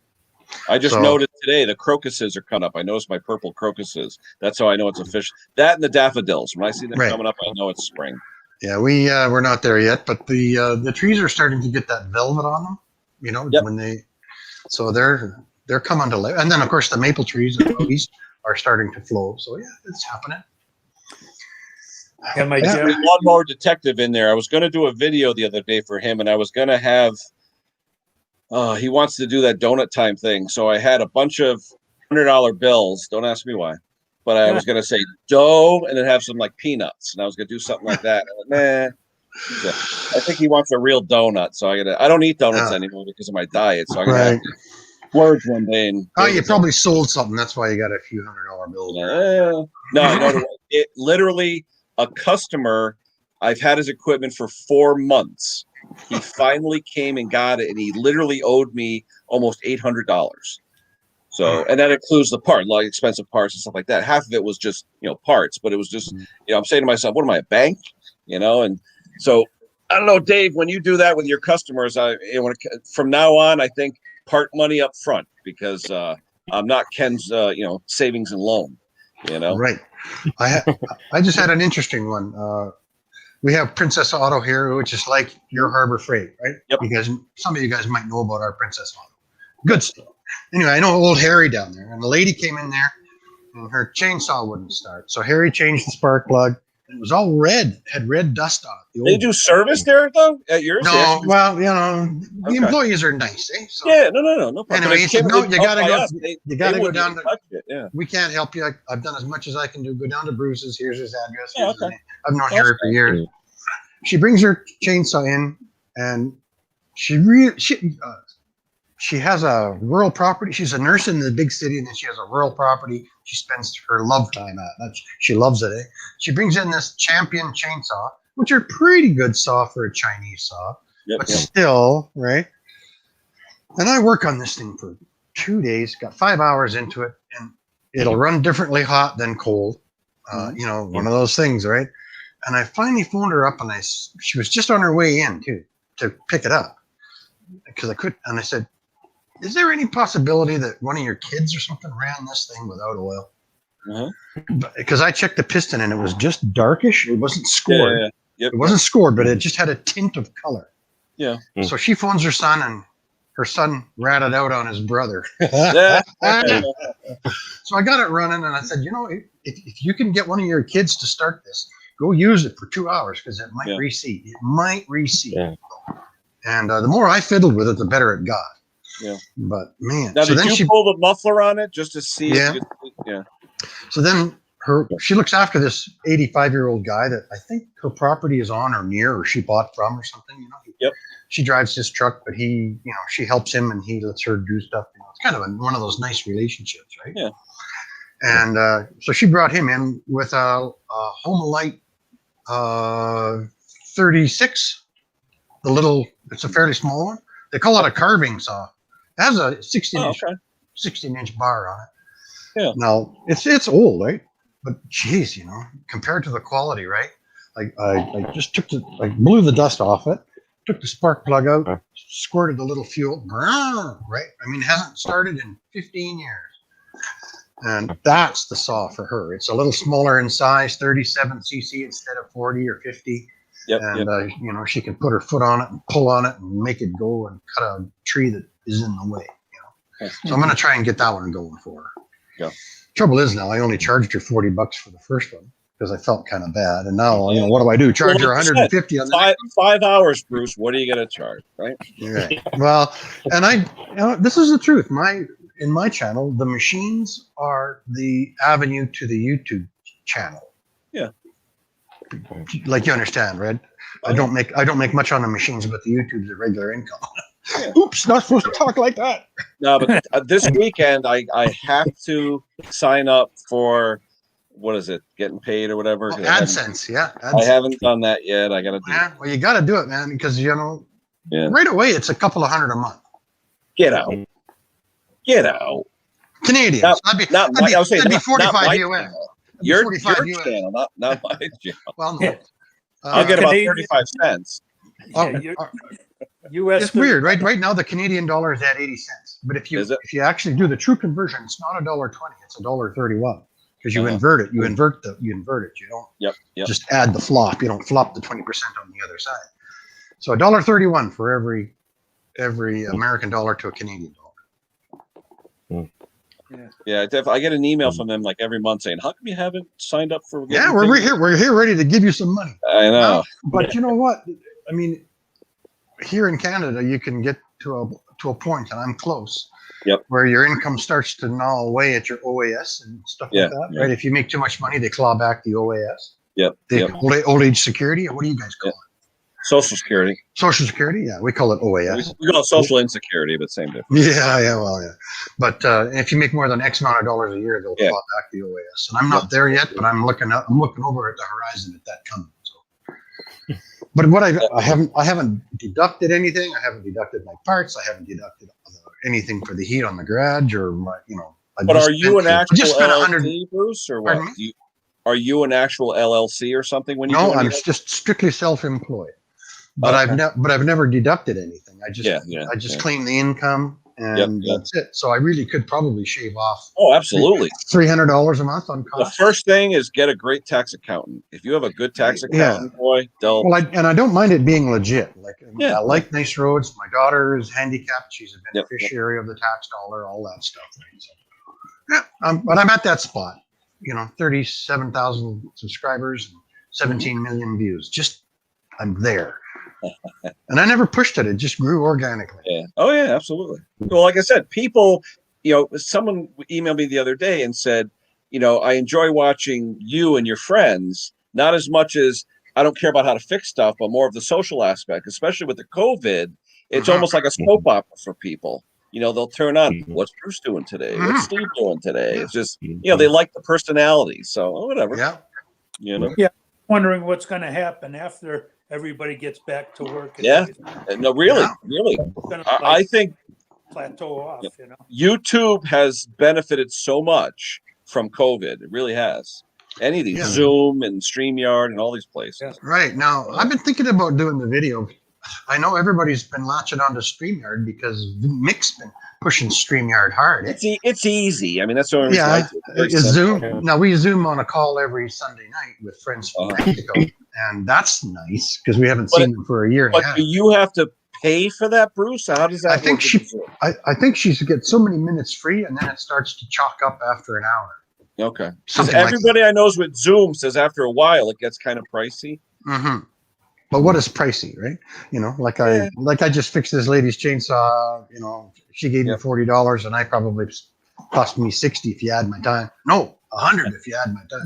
Well, it's like me. I'll fix a chainsaw for $50, and I'll buy a $70 tool. Yeah. So, yeah. So, and I'm the same. But I really am bad at not looking after my costs. And I should be better, I just bought a 5-gallon pail of oil and, all the kind, all that, just 1030 conventional stuff. Yeah. I bought a case this morning. Yep. Stuff for the junk, right? I don't buy all 30 weight oil, but the special stuff gets 30 weight oil. And, and I just spent $145 at Walmart on stock, and I don't claim that. And that could be the difference between paying more taxes and not paying more taxes is claiming a couple of $100 a month, right? Speaking of celebrities, we have Generator Jim Condon. I just got an email saying you should go to Jim Condon's channel, and it's like, yeah, I do. I like that he had those two generators that you can show them. The Generac. I don't even bother anymore because I know that Jim has the searches on his phone. So if I text him and say, "Hey Jim, what about this?" I already got it. Because he'll hear about it literally 10 seconds after it's posted. I may hear about it 15 seconds after it's posted. And the funny story, we actually had a deal where I went online when the ad was 17 minutes old. He went online Craigslist when it was 18 minutes old. Okay, I got the sale. Okay, so he pretended to be me and got the sale. Yeah, because I didn't want the guy to feel bad because I was doing all the phone call stuff. I said, just tell me you're me. Who cares? Yeah. That was funny. But he struck out good on those two. Oh, definitely. Because I'll be honest, when I saw that originally, I was like, for the price of it, even if you part it out, because Jim, he'll part it out and he has stock on all that stuff. I love it when I watched one of Jim's videos. He's like, yeah, it's missing the who's he ding it. Yeah, I got 6 of those in the drawer. Yeah. Okay. Yeah. I mean, because that's what he does. I mean, I have Tecumseh parts. He has generator parts, Right. But with that one, when he called me up after and said, I really didn't do much or whatever, this is what I did. I'm like, holy cow. So that was, sometimes you luck out. Sometimes you do. Oh, yeah. Yeah, it's nice. Well, I just did a lawnmower. I think I did the video already, and it came in and I squirted juice in the carburetor, and that sucked up the ethanol evaporated tapioca pudding, I call it. And away it went. I never even had to pull the bowl on the carburetor. Right? It looks like bone marrow gelatin sometimes. It does, yes. Before it gets crispy and crunchy. Yep. That pile of free stuff that I got, a Husqvarna Rider, that's running, and the Bowens push mower, that's running too. It's like, really? You know, I got these two. They're both running. You know, it's like I don't have to do anything to them. You know, just sell them. The 3 difficult ones I had last fall are still out there, all covered up, ready to. And I'm not going to sell them for another month or 2 yet. Brucey, I brought my Frankenmower to the dump this morning. I stripped off everything on it because I know what really had to be done to it to get it going. And for what it would have cost me with drive cables and everything else to put it together, I wouldn't have made a dime. So I said, you know what? It's a Quantum. I can use the parts. I stripped down everything I needed and said, you know what? See you later. Yeah. So you got to say when sometimes. You gotta but you know, I was dying. I had that nice John Deere 2 years ago. I had a nice John Deere in here that had a blown rod right through the block because he was cutting ditches with it with there's no oil pump, right? It's just an angle. Yeah. And I was waiting for a Quantum block, and that thing sat and sat and sat and sat and sat and sat. And I almost said to my wife, I said, "Man, this thing's gonna have to go to the big one in the sky." And a Quantum came, and a Quantum came in, and the bigger one with the nice big shroud and. Yep. Whew. You did a video on that, didn't you, Bruce? The engine replacement? I did. Yeah, I remember that. Yeah, about a 5-part series. You know, I'm not like what really sucks is when you get the Quantum the day after you go to the dump. Oh, that happens too, though. Oh, I hate that. Oh. That's why I said to myself, should I go to the dump today? Because tomorrow's Saturday. Watch what's going to show up in the driveway. It's never a problem with the Briggs Classics, right? Because if you do chuck one out, there'll be one on Tuesday come in. You know? Oh yeah. Trudy Mrs. P watches the buy and sells and the local stuff and Kijijis, and we have Kijiji. You guys have Craigslist? Same. We have that was you call it Kijiji or Kijiji Kijiji. All right, because we have one called, I think, Kaji in the States, too, just K-I-G-I. Or K-I-J-I or something like that. Yeah. But mostly it's Craigslist, Offer Up, and Let Go. Right. You know? And then most of the stuff's been happening on Facebook Buy and Sell now. Okay. Does she have the, where it notifies you on your phone? Because that's what Jim uses a lot of times. He'll actually get a notification. You know, I don't know. Craigslist has it, too. It's free. You put the notification on, you get notified immediately. So you're like the first caller. It really works. I got those 2 home light saws that way. And that's another thing for my channel is I could incorporate Trudy into it as a 50-50 owner, and we could carry on that way too. Right? Well, someone suggested to me, one of our friends here, how they want to see Mrs. Pottymouth on my videos, and I'm sort of on the fence because I look at the patés where it's got to be both of them because that's just the channel. If I put Mrs. Pottymouth on, is it going to take away from? She's looking at. I saw you looking at her. Is it going to take away from my shtick or what? You know what I mean? I don't know. When Trudy even does a little videotaping for me, or even walks through the garage to her Kia or whatever, the comments just string. You know? Oh yeah, they want to. I mean, since years building this. Since that day on Dusty's stream where my wife threw the F-bombs or whatever it was, I've got so much fan mail saying, "Where's the wife?" You know, and I just I wasn't even gonna, you know, up to about 8 months ago, I wasn't sure, Ken. You know, I knew you lived with your daughter, and you know. And, oh no, my wife, when I met my wife, sweetest, nicest little Italian girl. Now mouth like a truck driver. All right, and hey, 31 years of marriage, 2 kids. Okay, so we call that she's bilingual, right? English and profanity. Yeah. Where did you get that potty mouth from? Hey, guilty is charged. Hey, I'm not the easiest guy to live with. I'll agree with that. And I have the worst mouth. And as soon as the camera goes on, the biggest one I'll say is damn. Maybe. Yeah, I think I've had one S, but not. Oh, I've bitten my tongue a few times, especially. I've edited some out. I've edited out some F-bombs. Certain people come on the stream, and you're like, But, yeah. So we're gonna handle the paperwork this afternoon. Oh, I got my COVID shot yesterday. Oh, nice. Number 1 or number 2? Number 1. We're a little behind on we're about 11 or 12% on the population. And you Crypto, I don't know. I You never guys, really are at, got crypto. you guys are at about 25% up down there? As far as what, the number of people, or? Yeah.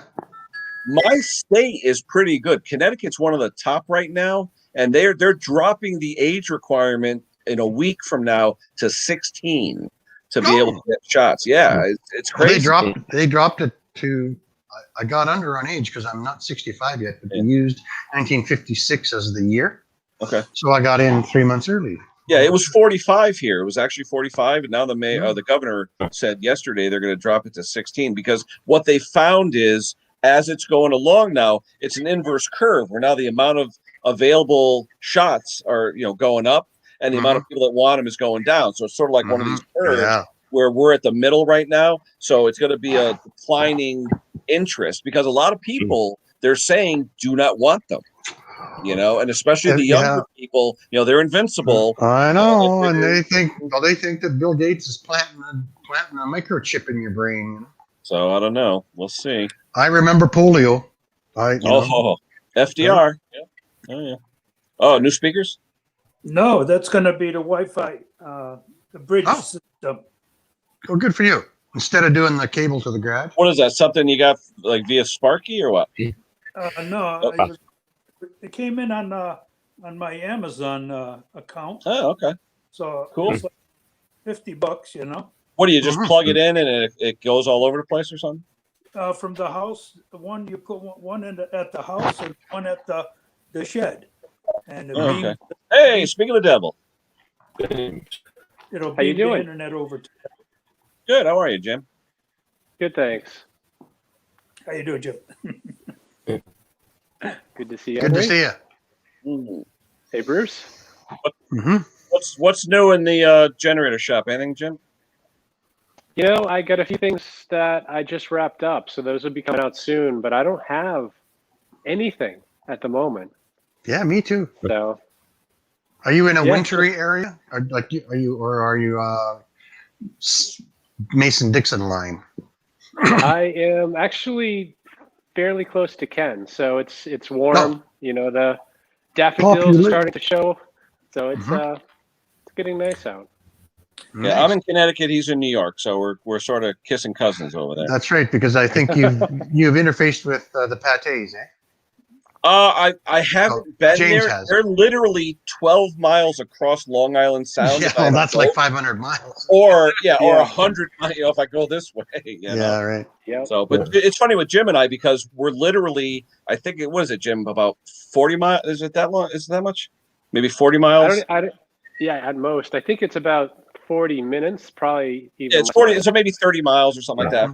But we have locations central to both of us. It's easy. We can meet, So, but it's cool because Jim will find something that, hey, what do you think about this? And I'll find something. Hey, what do you think about this? And I'll grab something for him. He'll grab something for me. So it's a pretty cool arrangement because we're not that far apart. Right. Yeah. Well, I'm a ways away from you guys. Oh yeah. Well, how far are you from the Montana border? How far are you, Bruce? I'm 9 hours north of Helena. Okay. Which is be about 2,700 miles from you guys. Wow. Yeah, but see, you going 500 miles is a day trip, right? No. Okay, my dad is 350 miles away, and it's a 5 hour. Like it's a day.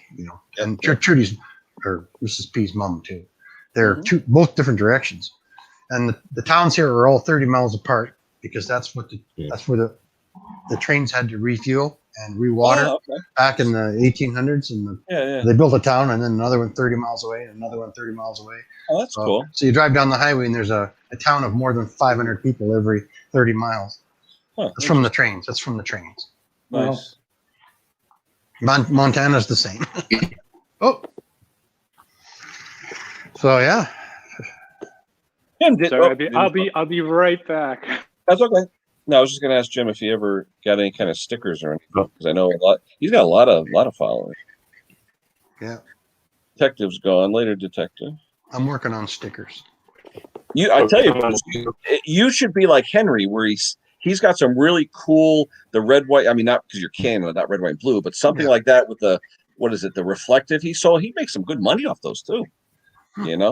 He has people. He has a bumper sticker. It's like $5. He sells out. I mean, I mean, I'm not saying go half naked on a sticker like he does, but you put Bruce. Actually, Rich, who was on there before, he should do a caricature of you and make a sticker up like he did for himself. That would be cool. It is a caricature of me, but my niece is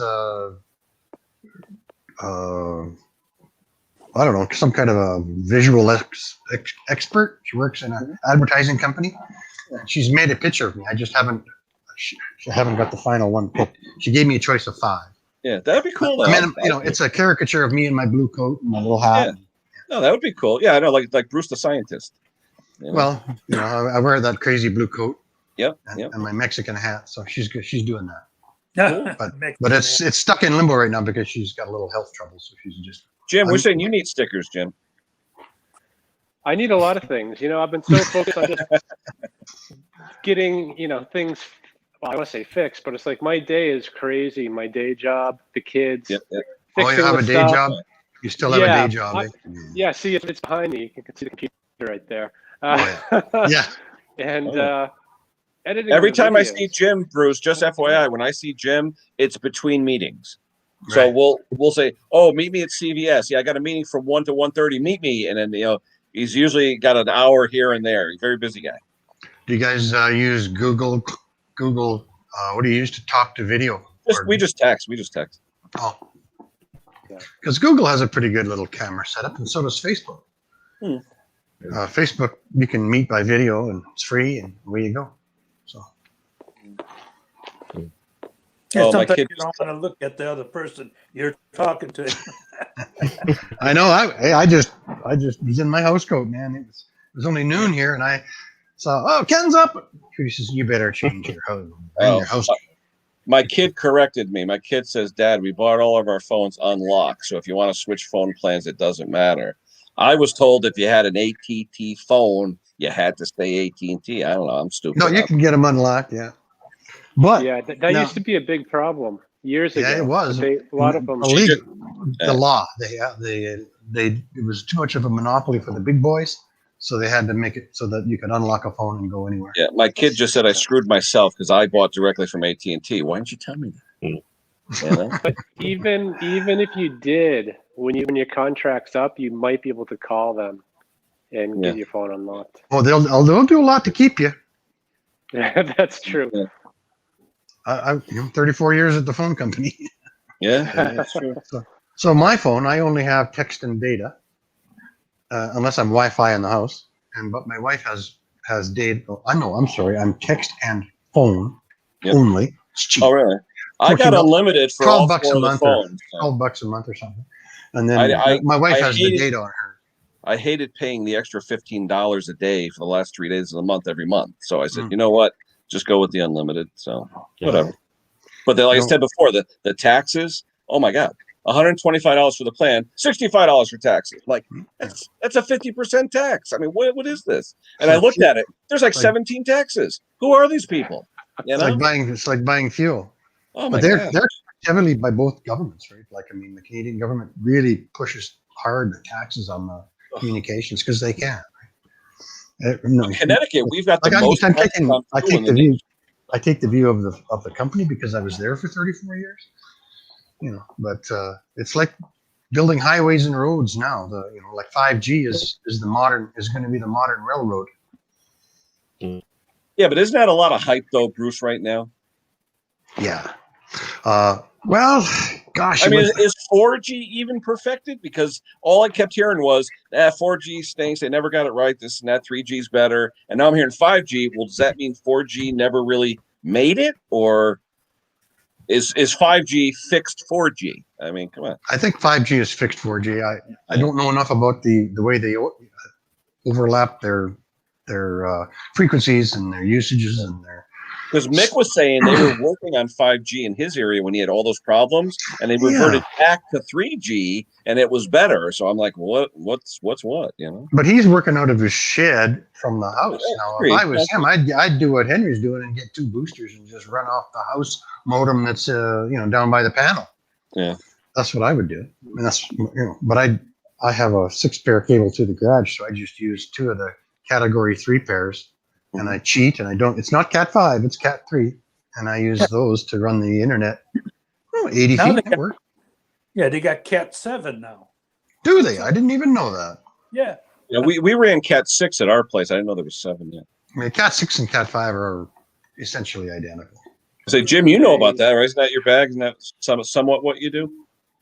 Yeah, I'm more on the software side, but I've done hardware too. But yeah, I mean, Yeah. I think the only difference with Cat 6, it might be a tiny bit thicker and twisted a little tighter, but it's you're not going to see any difference. Yeah. And my internet works in the garage. I've tested it, and it runs within specs of what the house runs at, and it's 80 feet out on Cat 3, which is just phone wire. Yeah, you can. Phone wire is shorter. You do Ethernet on phone wire? Yeah, I'm running Ethernet.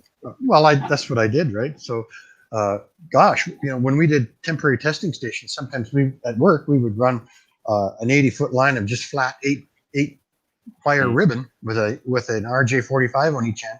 Plug it into a router somewhere and plug it into a computer on the other, and it's just ribbon. It wasn't even nothing was twisted. So I know what you can get away with, and it's a Vista machine out there, so it really isn't fussy. Wow. Wow. So yeah. But Cat 3 is still twisted, so you're going to get some gain by having 2 twists per inch versus 10 twists per inch or whatever it is with Cat 6. So that's what I did. I spent the last 20 years of my working life doing that. It's funny. I get like 6 feet away from my shed, and boom, it disappears. Well, now you can. That's from just the laptop feed from the house. Eh? Yeah. Yeah. You can take that modem downstairs if it's downstairs and even turn it 90 degrees. And with the way antennas set up and the way they transmit, there might be nothing this way, but there might be lots this way. And just turn your modem 90 degrees. I didn't know they were directional. Well, some, it might make a little bit of a difference, especially when you're on the edge like that. Yeah, someone told me to take a pie plate, the tin pie plate, pop a hole, stick it over the antenna, and I'm like, what? Barbed wire on the fence. Hey, can you hear me now? Well, like the old rabbit ears. Remember, you're holding it up. Hey, stop! Don't move. Yeah, 1 foot up and 1 hand up. Yeah. Tap yourself on the head. But they're chasing usage, right? Like 2 years ago, my neighborhood was upgraded, and I could get 13 megs from the computer. A download of 13 and an upload of 4, and now with everybody home all day long and everybody, it's everybody's drinking from the funnel. We did that the other day on one of the streams. We all did the speed test just to see where we were, and we were all over the lot. There was all kinds of stuff. And it's not so much the lot. It's not so much the speed. It's how synchronous it is and how clean it is. Your latency. Speed is one thing, but if it takes you 200 milliseconds to connect, you're not going to get any quality at all. And then the error checking starts to do more than the machine does. So it's not just like Mick's running faster now with a slower speed. So Well, they're going to be running hardwire now. I mean, they've been running through Southington here, all kind of hard wires, and it's going to be connected to your house, and you're going to plug into any outlet like the old modems used to be. The old DSL, right? Like the old DSLs used to be. Yeah. And it's still DSL. Fastest speed because it's a hardwire to everything, Someone told me in my neighborhood, I have cable modem with the cable TV and all that stuff. And they said, depending on how many people in my neighborhood are on at one time, that's what slows it down. Right. Both companies have the same problem, the cable company or the phone company. The phone company uses a pair of 24 gauge Cat 3 twisted wire to get the dial tone to your house, which the internet goes on. And then nobody else dial tone anymore. Yeah. But they still have the internet connection. Yeah. Interesting. Yeah. And it is still ADSL, asynchronous digital service loop. Oh, okay. That's right. Yeah. Well, Bruce, so what you're saying is if you have that DSL stuff, it'll be, for example, I have the cable. if AT&T came to my house, and I hate AT&T, don't tell them, but anyway, say they came to my house again, we're gonna put you back to DSL, and it's gonna be twice as fast. I'm hearing that DSL can never be as fast as a fiber optic line coming from the cable company. Yes, but okay. In my neighborhood, the fiber optic line goes to the box that's on the edge of the park. We're about 200. We're about 200 yards from there, and then it's still the old Category 3 wire from there. And it depends on how it's done. You know, if it's aerial and some of it's not even twisted, it's going to be awful. But if it's been buried and done properly and spliced, spliced cleanly, to maintain good continuity, it'll do great. And that's where I'm at. My neighborhood's been redone. We still have fibers above ground where we are. We had a lot of issues here. At one point, we had 5 kids doing school from home. Right. So I literally did a site survey, found the right channels for Wi-Fi, set up 3 access points, and finally just scrapped it all and ran Ethernet to every single computer. Good for you. Works great.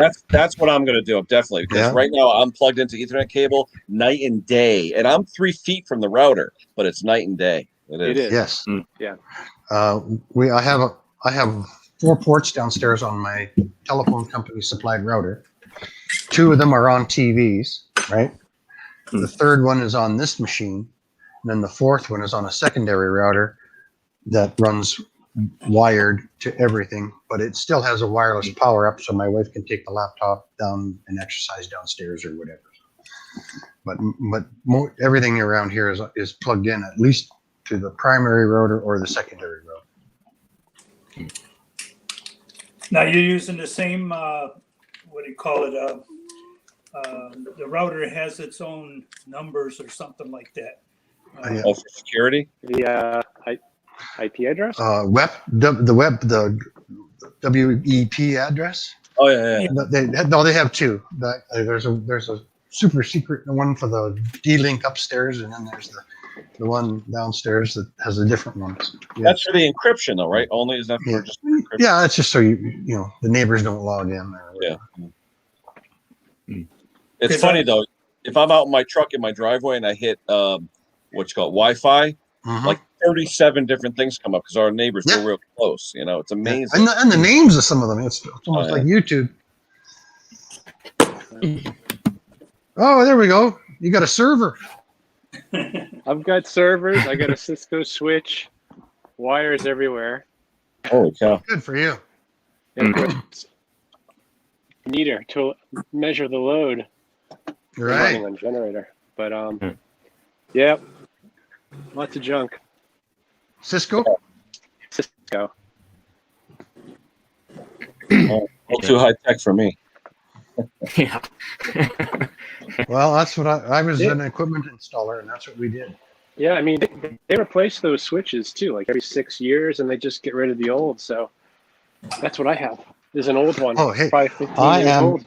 You know what, James? I am a good, healthy 4 years behind on everything. And it's still good quality technology, but I'm just 4 years behind, and it's just wonderful. It's cheap, and it runs good, and the bugs are out of it, and everything's fine. I had the cable guy come to my house probably 10 years ago, and he walked in and he put his iPad or whatever it was, hooked something up. He goes, "Boy, your signal sucks." I'm like, "Well, that's why I called you." It comes out there. And I tipped the guy too, because he changed lines and this and that. And he gets on his laptop. He goes, "Nah, still ain't right. Something's wrong. I'll have to call it in. They'll have to come out to the pole or whatever." And I don't think they ever did, to be honest with you. So I don't know. I do the speed test thing, but do I really know what I have for quality? No. Well, going down the alley, if you have an alley, if not, it's in front of the house. Your cable pair this is the telephone. You lost you? On the coax for yours is on coax, right? From the cable from the Kojiko. Was it RJ58 or something? What are they call it? No.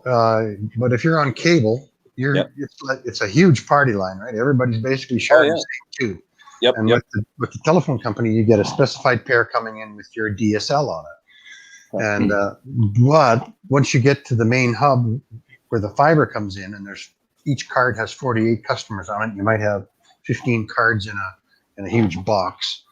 called an RDAC, and that RDAC is where the choke point is, because up until that point you've got your own service, your dedicated service. So if it's done right and they've got enough speed on that fiber, I mean, they can crank that fiber up. I mean, you can run a whole town on one fiber.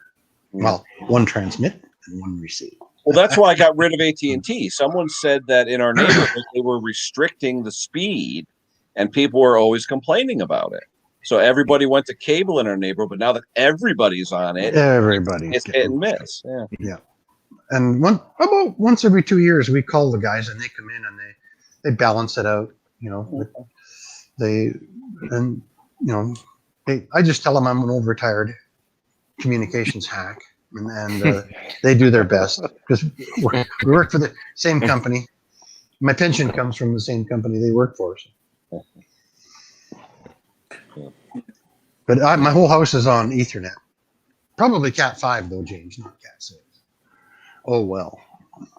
That's why I'm glad I live in a ranch with an unfinished basement. I can just run whatever I want. Yeah, well, half of my basement is removable seating tiles, and the other half is drywall. Because on that side there's nothing, and then where all the wiring is, I can still use the old one to pull the new one in, kind of thing. But the office here, I've got 4 Cat 5s, 2 for phones and 2 for computers.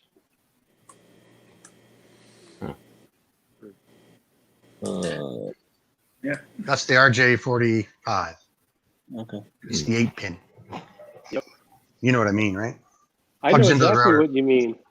I got lucky when they wired my house, the telephone plugs, all the outlets they wired with Cat 5e wire. Yeah. So I just ripped out the 4-prong. Is the Cat 5e white or is it green or is it blue? It's probably white. Oh, God, I don't know. I thought it was green. Oh, it could be. Different countries. I remember the old 4-prong. I haven't seen the 4-prongs in a long time. Oh, God. Well, the way the 8-pin works, it'll work on. Okay, you watching? Where are we? Hold on, bro. Okay. There we are. Okay, so we're gonna make an 8-pin connector. The middle 2 will be dial tone for your telephone, right? And then there's 2 more. How are we gonna do this? This is hard. 2 more. The next 2 to it. So you've got pins 4, 5 in the middle. Pins 4, 5 in the middle. 3 and 6 on the outside, and then 1 and 2 are a pair, and then 7 and 8 are a pair. And Ethernet uses the green and the orange, which is I think 1, 2, 3, and 6. I believe. How do I sound? Does that sound right? Sounds good. Who's Tim though? I want to know who Tim is. That's I just wrote him down when you were talking at the beginning of the live stream. So you can use that phone. You can use that cable for telephone. You can use it for data, the old-fashioned data. And there's only one way it's crimped in there, Bruce, so the connector won't screw anything up. No, there's Cat 5A and B. So sometimes they spin the orange over and move the green in, depending on. But it's the same at both ends. So if you have one that's done right, it should work no matter for the average schmo. So no fear of shorting anything out or damaging anything. That's right. Yeah. Okay. Well, when I was putting up these dampers on heating and air conditioners, and each unit had a wire system that would plug into the damper, and it would go to some company that would control all the fields in that whole place. So we have to make our own ends up together. Right. We had to make sure they were flat, and then you put it into that little connector and crimp the wires right where they were supposed to be. Because we had different runs, 100 feet run, 50-foot run, Right. So each damper had its own signal box, Like a smart house. Oh, yeah. The whole building, Well, now they have all the variable speed blowers, all that stuff, so everything's computer controlled. But the people who have the most trouble are the ones that have all that stuff. Like, sorry, James, but we have friends in Mexico that when we were the wind is blowing and their security system text them on the beach, you know, and they're getting an alarm in their house because the tree is going back and forth. Like, When we were oh putting well, systems in, the plumbers how far do you go? or somebody else would go in and they wouldn't care about the wires. They just pull them, push them away, you know, and they'd rip them out of the boxes, you know, and then try to find where that one is ripped out. Right. I don't know, like when those smart thermostats came out, my buddy bought one of those and he gets a call at work saying there's a heater malfunction. His daughter calls him up about it a half hour later, says, Dad, it's 89 degrees in the house. And I'm like, this guy had a 4,500 square foot house. And I was like, with electric heat. I was like, that'd be expensive. He had like a $1,800 bill that month or something like that. Right. Wow. Well, I try and keep things as simple as we can. And then when we're gone to Mexico for 3 months, yes, it costs a little bit, but there's a guy who's a little bit older than me, and we hire him for $10 a day. And he does, whether it snows or not, he comes in, he checks every toilet, he checks the temperatures, goes out to the garage to make sure that the garage doors are still bolted down. And we get home and we pay him $10 a day, and he loves it, and we love it, and it's better than a security system because we're on a cul-de-sac, so he can see the house from the front. You know, if there's nobody in the house, it costs more to heat the house than if there's somebody in there walking around. Maybe. Yeah, because I know next 2 houses down, I was renting, and you know I had my regular bills. But when we moved over to this house, there was nobody in there anymore. But it was set for the same temperature, and the bill was a lot higher. But nobody in the house, you know. How come the bill's so much higher? You know, so no circulation, I guess. You got to have that.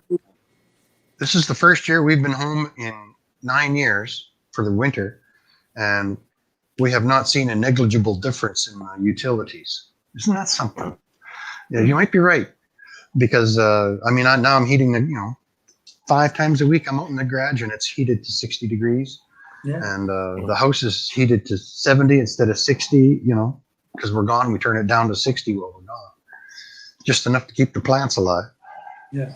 Well, Ken, same with your room, that summer room that you're sitting in now, when it wasn't being used and you try to heat it for using it, it costs you a lot more than continuously heating it, right? Yeah, because you might. Yeah, someone told me that one time. Never shut your heat off, like in the winter, the heating season. I have friends of mine that did that thing where would shut it off when they went to work at 7 a.m, then turn it back on, and they were getting these spikes, and it was ridiculous. Well, yeah, it depends on how your billing system is. If it spikes like on your power, you may have to pay the rate all day of the top. Well, that's if it's electric. I'm talking like oil heat. You know, the way his system worked with the baseboard hot water, if you kept it a constant 70 degrees 24/7 versus, I'm going to shut the heat off at 6 a.m., then turn it back on an hour before I come to work, it's going to take an hour and a half to bring it all back up again at full bore versus coming on an hour, 2 minutes every hour or something, My shop is like that. When it's 30 below outside and I turn up the heat out there from 6 degrees Celsius, which is just above freezing, to 17 Celsius? That old furnace has to work pretty hard to get that. I can't imagine the way where I live and the way my heat is and insulation having like minus 20, 30. When my neighborhood gets to say 0 degrees, my furnace doesn't shut off. It just stays on.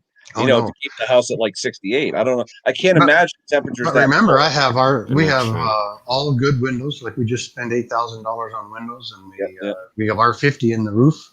Wow. And every single wall on the outside, every outlet has a pan behind it, a plastic vapor barrier pan, so there's no air intrusion, right?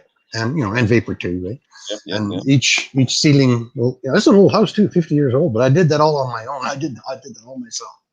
And every ceiling has a pan. Pull away the insulation, put a pan on, and then blow another 1.5 foot on top. Yeah. And then the attic's well vented, so it's cool in the attic and warm in the house. Blah blah blah. I did everything right. I tried to do everything right. Yeah, that's gotta be to stay warm. Crypto. We'll see you later. But everybody around here has to do it right, or you're freeze to death. Yeah. Well, like where I'm sitting now on this porch, I've got ceiling. It's all wood and lovely, tongue and groove and all that stuff. I mean, it's nice, But I did the super insulation in the floor, the walls, the ceiling, all that stuff. But just this one room, I've got an electric baseboard, an 8-foot, 6,000 watt electric baseboard. Just to heat this room adds $120 a month to my electric bill. Right.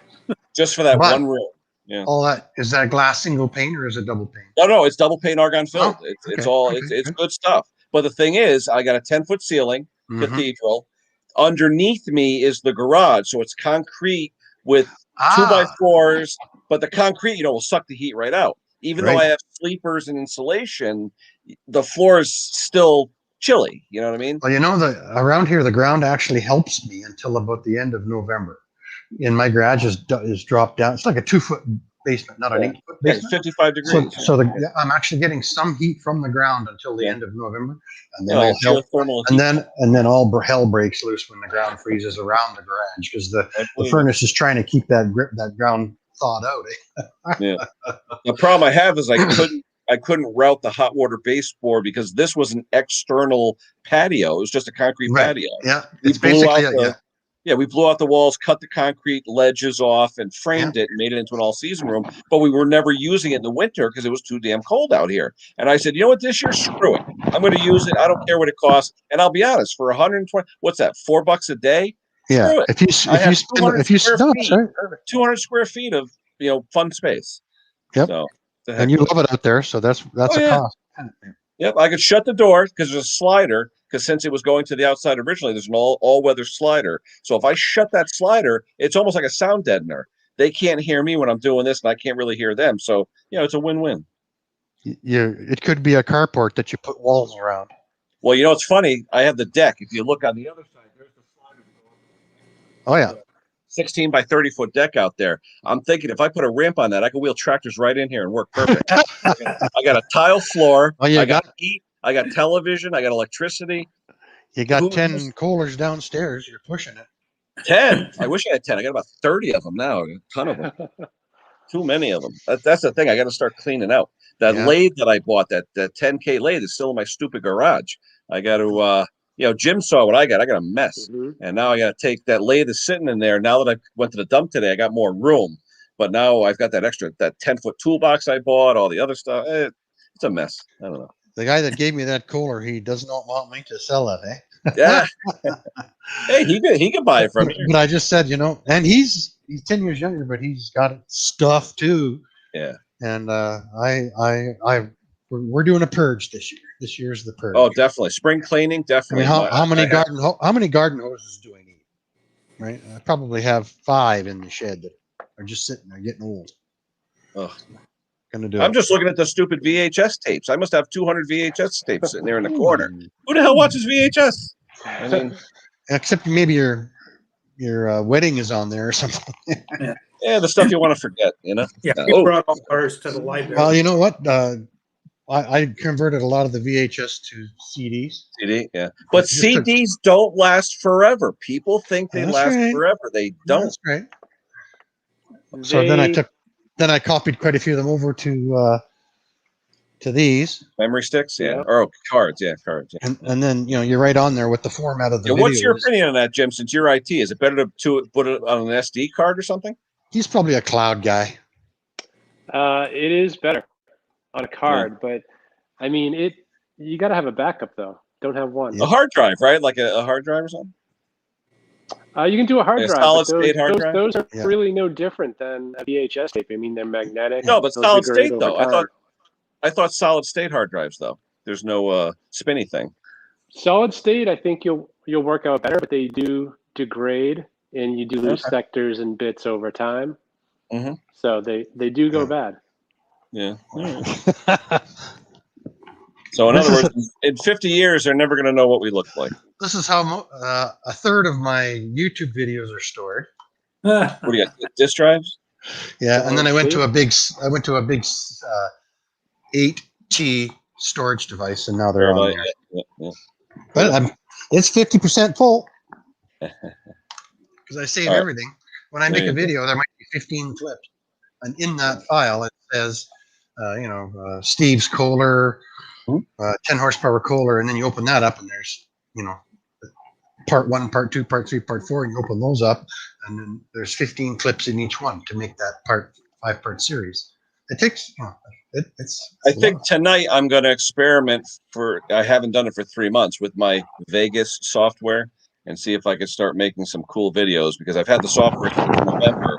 I haven't even used it yet because I was afraid of it. So I'm going to try it tonight. All right, guys, that's going to be it. It's 2:58. Snobby Scrap Picker is going on in about a minute. So I don't want to. The time to do shit, Ken. I know. I don't want to infringe on his time. The Snobby is every week at this time. So I'll say goodbye to everybody. Jim, thanks for showing up. Henry, Bruce, as always, a pleasure. Everybody in the chat, I'm sure a lot of the people over there, because a lot of them are from UK, will be in Snobby. So if you get a chance, you want some entertainment, Snobby Scrap Picker. It's a fun stream. We have a good time. I'll be over there shortly. I just got to get a beverage because I'm parched from talking. So we'll see everybody on the next one. All right. That was fun, guys. Thanks a lot. We'll see you. Thanks for coming up. Nice seeing you, James and Henry. Yeah, same here, Bruce. Bye. Talk to you later, guys. Bye-bye.